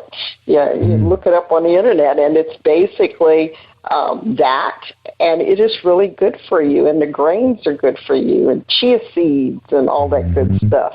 But yes, we can get away from pills and insulin and metformin and all those things by starting to use food as a drug. Because your food really will make you healthy, but you've got to eat healthy. And I don't care what your economic status is, you can eat healthy even, you know, in a lower economic status, you can eat healthy. Because beans are good for you, and lentils are good for you, and all of those things. It's just learning to cook a little differently. That's right. So you hit one of my hot buttons. We got to talk about and that's my health and your health and everybody else's health around, is being able to get healthy, and you don't have to lift weights and all. You can just do like you said, go for a walk. 30 minutes a day or twice a day. In between, park at the farthest parking spot and walk to the building that you need to do. But you can do this in 5 and 10-minute intervals multiple times a day. So you don't have to take an hour and go to the gym. You can take, used to be you could take a can of vegetables, but now vegetable cans are like 15 ounces and not 16, so they're not quite a pound. But you can still take vegetable cans and use them to exercise your arms, to do that, to give you some resistance in exercise that way. So there's multiple ways you can do it without spending money. That's right. Like I said, I like them steps. I like doing the steps. But you have to have good knees to do that. And but you know, I always try to make sure I take in some, you know, the food that'll help, you know, keep the joints healthy. Yeah. So, and one of the things, I thought I was going to miss sandwiches, but my nutrition, she is so awesome. I go see her like every other month. I missed my visit for last week because I was in transition to go back to my old job. And she told me, you know, it's okay to have sandwiches, but she said don't use bread, or, you know, sometimes some people try to replace it with like pita bread and flat bread. But what I do, I just use the organic romaine lettuce, the little big leaves, and you can stuff it with tuna and sausages and anything you want to stuff it with, and it's so fresh, and it's got water in it, and, you know, that's what I do. I just stuff it, especially I like eating tuna, so I may go buy a tuna and bake it and flavor it with lemon and I love oranges, so I always put oranges on everything. And I do 3 pieces of fruit every day. I do a big grapefruit, an orange, and maybe 2 apples. Sometimes I do 2 apples because I love apples, and that helps with gum disease too. A lot of people having problems with gum disease, and apples will help get down in there, take care of that problem. So that's what I do, my little magical diet, because I was I really did a about face because I was really bad, man. I love my big gallon of iced tea. I mean, we go through iced tea around here, and it was mostly me and my daughter. The idea being, one woman told me this, and I said, interesting. They said, if you're taking medicine and you read the warnings or things you shouldn't do, look to see what fruit or vegetable they tell you not to eat. So on statins, I think it's statins, the ones for cholesterol, they tell you not to eat grapefruit. Well, oh, really? Oh, because of the medicine? Yeah. Because of the meds? So this guy, he said, I'm going to start eating grapefruit every day and forget the medicine, right? And it took his cholesterol down. So I'm not giving any, by the way, disclaimer, I'm not giving any medical advice because I am not a medical doctor. I'm just telling you things that other people are doing, right? So check with your doctor before you try anything. That's right. Get yourself a nutritionist. I mean, and I read that same thing for a long time about, you know, be careful. Like even when I was taking the medication, they did say be careful with the grapefruit. But as soon as I came off those meds, sometimes I eat 2 grapefruits, and they are so delicious this time of the year. Especially during the winter months. They're one of the sweetest fruits you can get during the winter months because some of the fruit doesn't taste like anything. Right. And I got to the habit. I don't put any sweetener on it. You know, I use stevia now for sweetening. I don't use sugar. I don't use saccharin. I don't use it. But stevia is a natural plant. Actually, I'm growing it in my backyard now. So. Yeah, I heard about. I tried that too. That's like a laxative for me, so I can't really. I used to drink my coffee. I used to drink my coffee with just straight creamer, you know, sugar-free creamer, because I love coffee. So I'm like getting into the different flavors and I'm almost like the way guys are with cigars. I'm kind of getting that way with coffee, you know. So I got my little Keurig machine. I've been having a great time. All right. Well, good. All right, so let's talk a little bit. So let's talk a little bit about you now. I know you're really big on that, and I know that's important for our community about the diabetes because that's pretty much keeping a lot of the doctors' pockets fat, and and the pharmaceutical companies and all that. Yes, that's right. Now, what have you been working on lately, Beverly? What you working on? Well, I've been working on a number of things. Even though I'm out talking to people and helping folks, we still need to learn. We still need to study. We need to keep our game moving and just learn a number of things. So I've been working with this group called the Thrive Academy, and I've been getting training on speaking and training on developing programs. I'm working on developing a program that's going to be 24 weeks, but it's going to be using something that is in existence today, and it's called the Master Key System, and that was written in 1912, but I want to make sure that it's available for the future, right, and help people take that course and make the training. So I'm working on that and developing meditations that go with each one of the lessons. So that'll be coming out in a couple of months. And then working on a one-day program that's called Mega Manifesting, so helping people learn how to use techniques that will help them make the thought changes and so that they can concentrate or learn to focus on one thing so that they can work to bring that into their life. So those are a couple of programs that I'm looking at, and we didn't discuss here, but I've gotten to the point where I am, working on a book that's coming out in June. So I'm working on that to get it done and out there. Good. Let me ask you, that one-day program, is that a webinar or is that offline? Well, right now it's offline. So I will be working offline with that and building it in such a way that eventually it'll be a webinar. Okay, so you're going to film that? You're going to film that presentation? Yeah, I'll probably do that, and it will be a webinar, but it'll be a live webinar. Ah, good. Yeah. You got to let me. You got to keep us abreast of that one, so I can put that in my newsletter. Yeah, y'all. Let me let everybody remember. You want to get that newsletter from me because it'll have a lot of juicy stuff like this that you won't find nowhere else. Because you can't be everywhere at one time. But if you follow Positive Power, I will keep you in the loop. Especially in Beverly's loop, because you want to stay in her loop. It's hard to stay in her loop if you're offline. You're not connected with nobody. Right, Beverly? Yeah, you're right. And the great news that Beverly didn't get a chance to share is that we're going to carry a lot of Beverly's programming, because she's been programming for a long time, since about 2009, and we're going to be carrying a lot of her programming on Saturday. So you have an opportunity, to put your headphones on while you clean the house and listen to what Beverly's been working on for the last, how many years, Beverly? 20 years? You been in I wish. No, it's going to be more like 4. 4 years. All right, we got 4 years of programming. That'll be awesome. I'm so excited about that.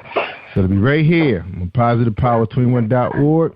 And we got some religious programming coming, so we're going to bring it all together. So once you get to Beverly, you're going to be all ready, all spiritual, and able to focus and concentrate. Now, Bev, you've been in the corporate world. You've been an entrepreneur. Why is your training is so important? Why is it so important for people to understand what you're trying to facilitate to them? Why is it so important this day and time? Well, first of all, people want to be successful. They look and they have desires, they have dreams, they have ideas that they want to put in place. However, when they do that, when they go to do that, there are all these negative forces or negative ideas that are moving forward. All right, so what...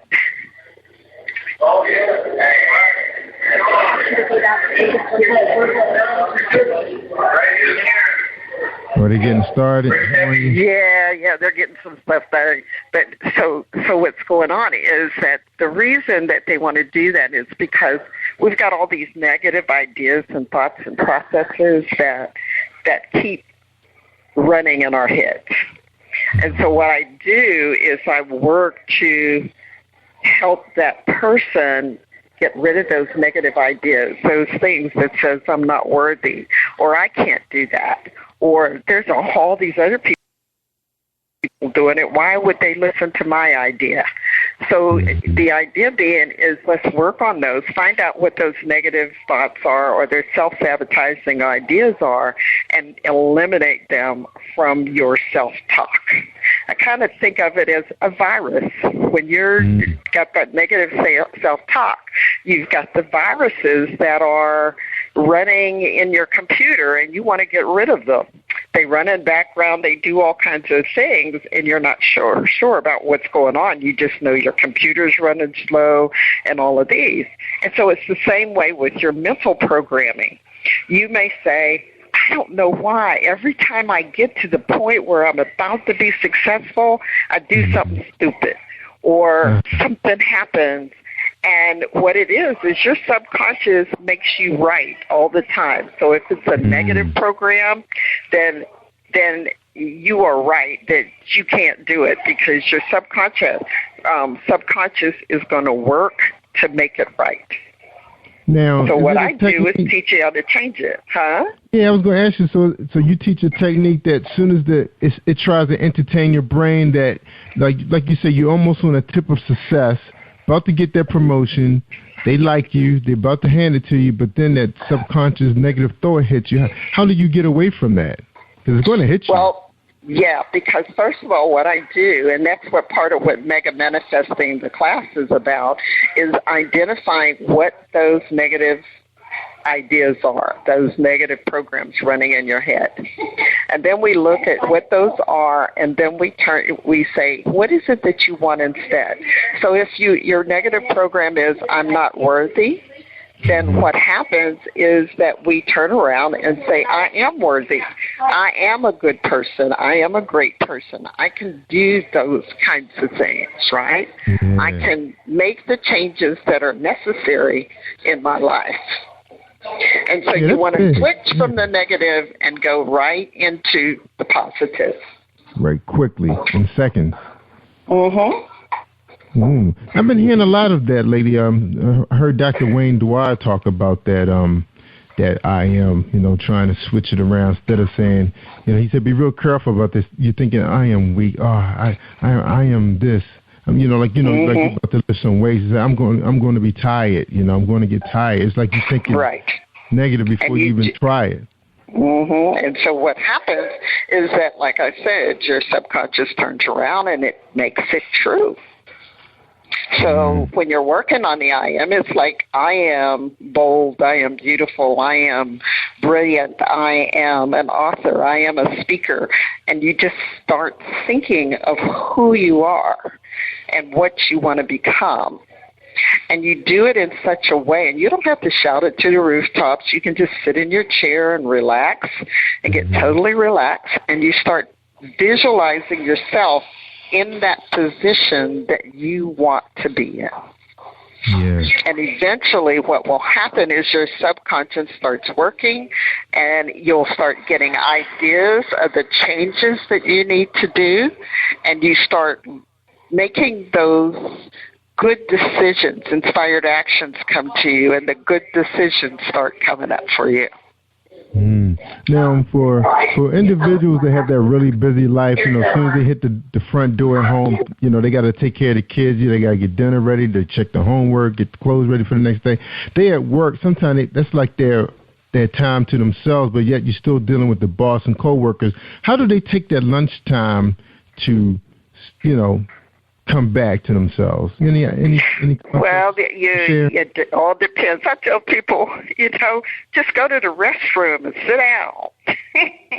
and sit down and take 5 minutes, take 10 minutes. But you take a few minutes and you make that decision, right? And then you just do a short meditation, or you just go into relaxation. If the day is long, see, one of the things that the prime directive, which is going to be in the book, and I'm going to explain how that works. But the prime directive is basically, I know how to be awesome in my job.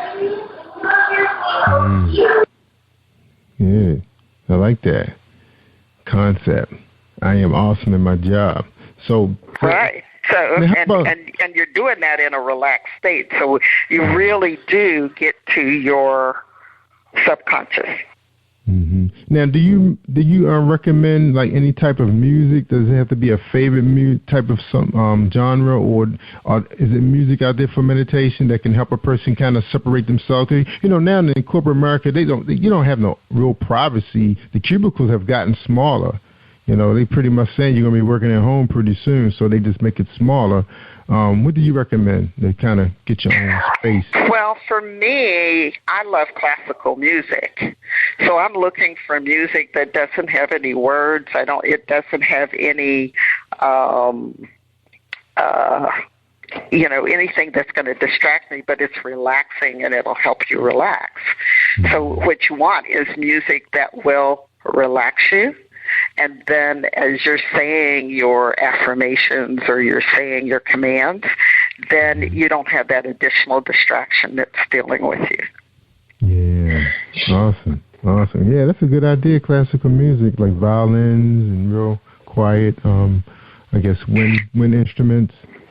Right, and then there's Celtic music.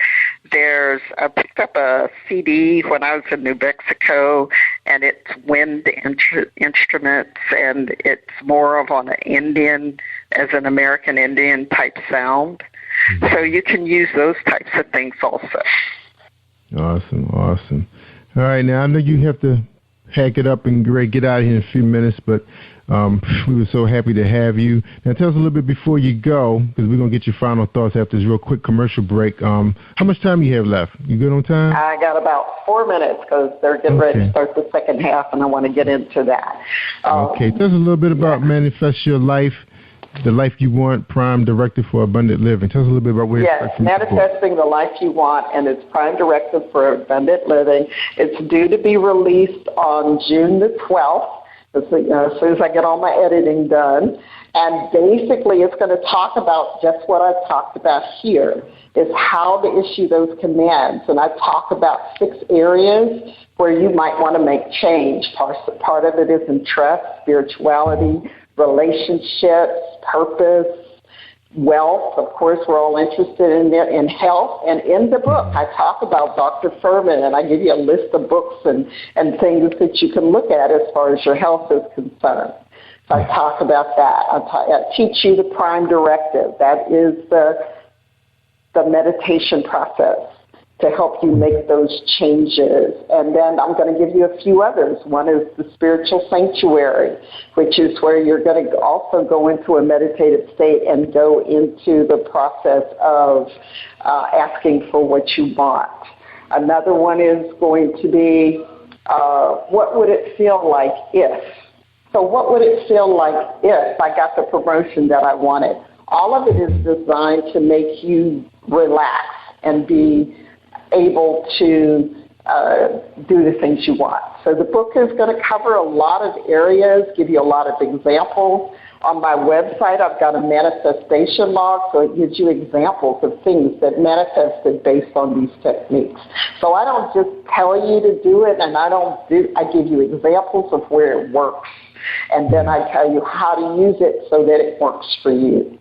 Because, Jerry, I'm not about just giving you a bunch of stuff and saying, okay, try this. I do it myself, and I have other people do it. And as you told me after my last show, you did some of the things I told you, and you got things showing up in your life. Yeah, boy. Long list, laundry list. Long list, yes. Unbelievable. And so, so we do that. But thank you again for having me on the show. And, everybody can go to commandingyourlife.com and look at things, or they can find me on Facebook, because that's where I'm going to initially announce the book and do a book cover reveal in the next few weeks. and that's where it will be listed where they can pre-order when it's time for pre-order. That's right. We got to have you back, too, so don't forget about us in June. We got to have you back. All right. Okay, Beverly, appreciate you spending this time with us. So just give us your final thoughts real quick, and then you can go ahead and hang up, and I'll close the show out.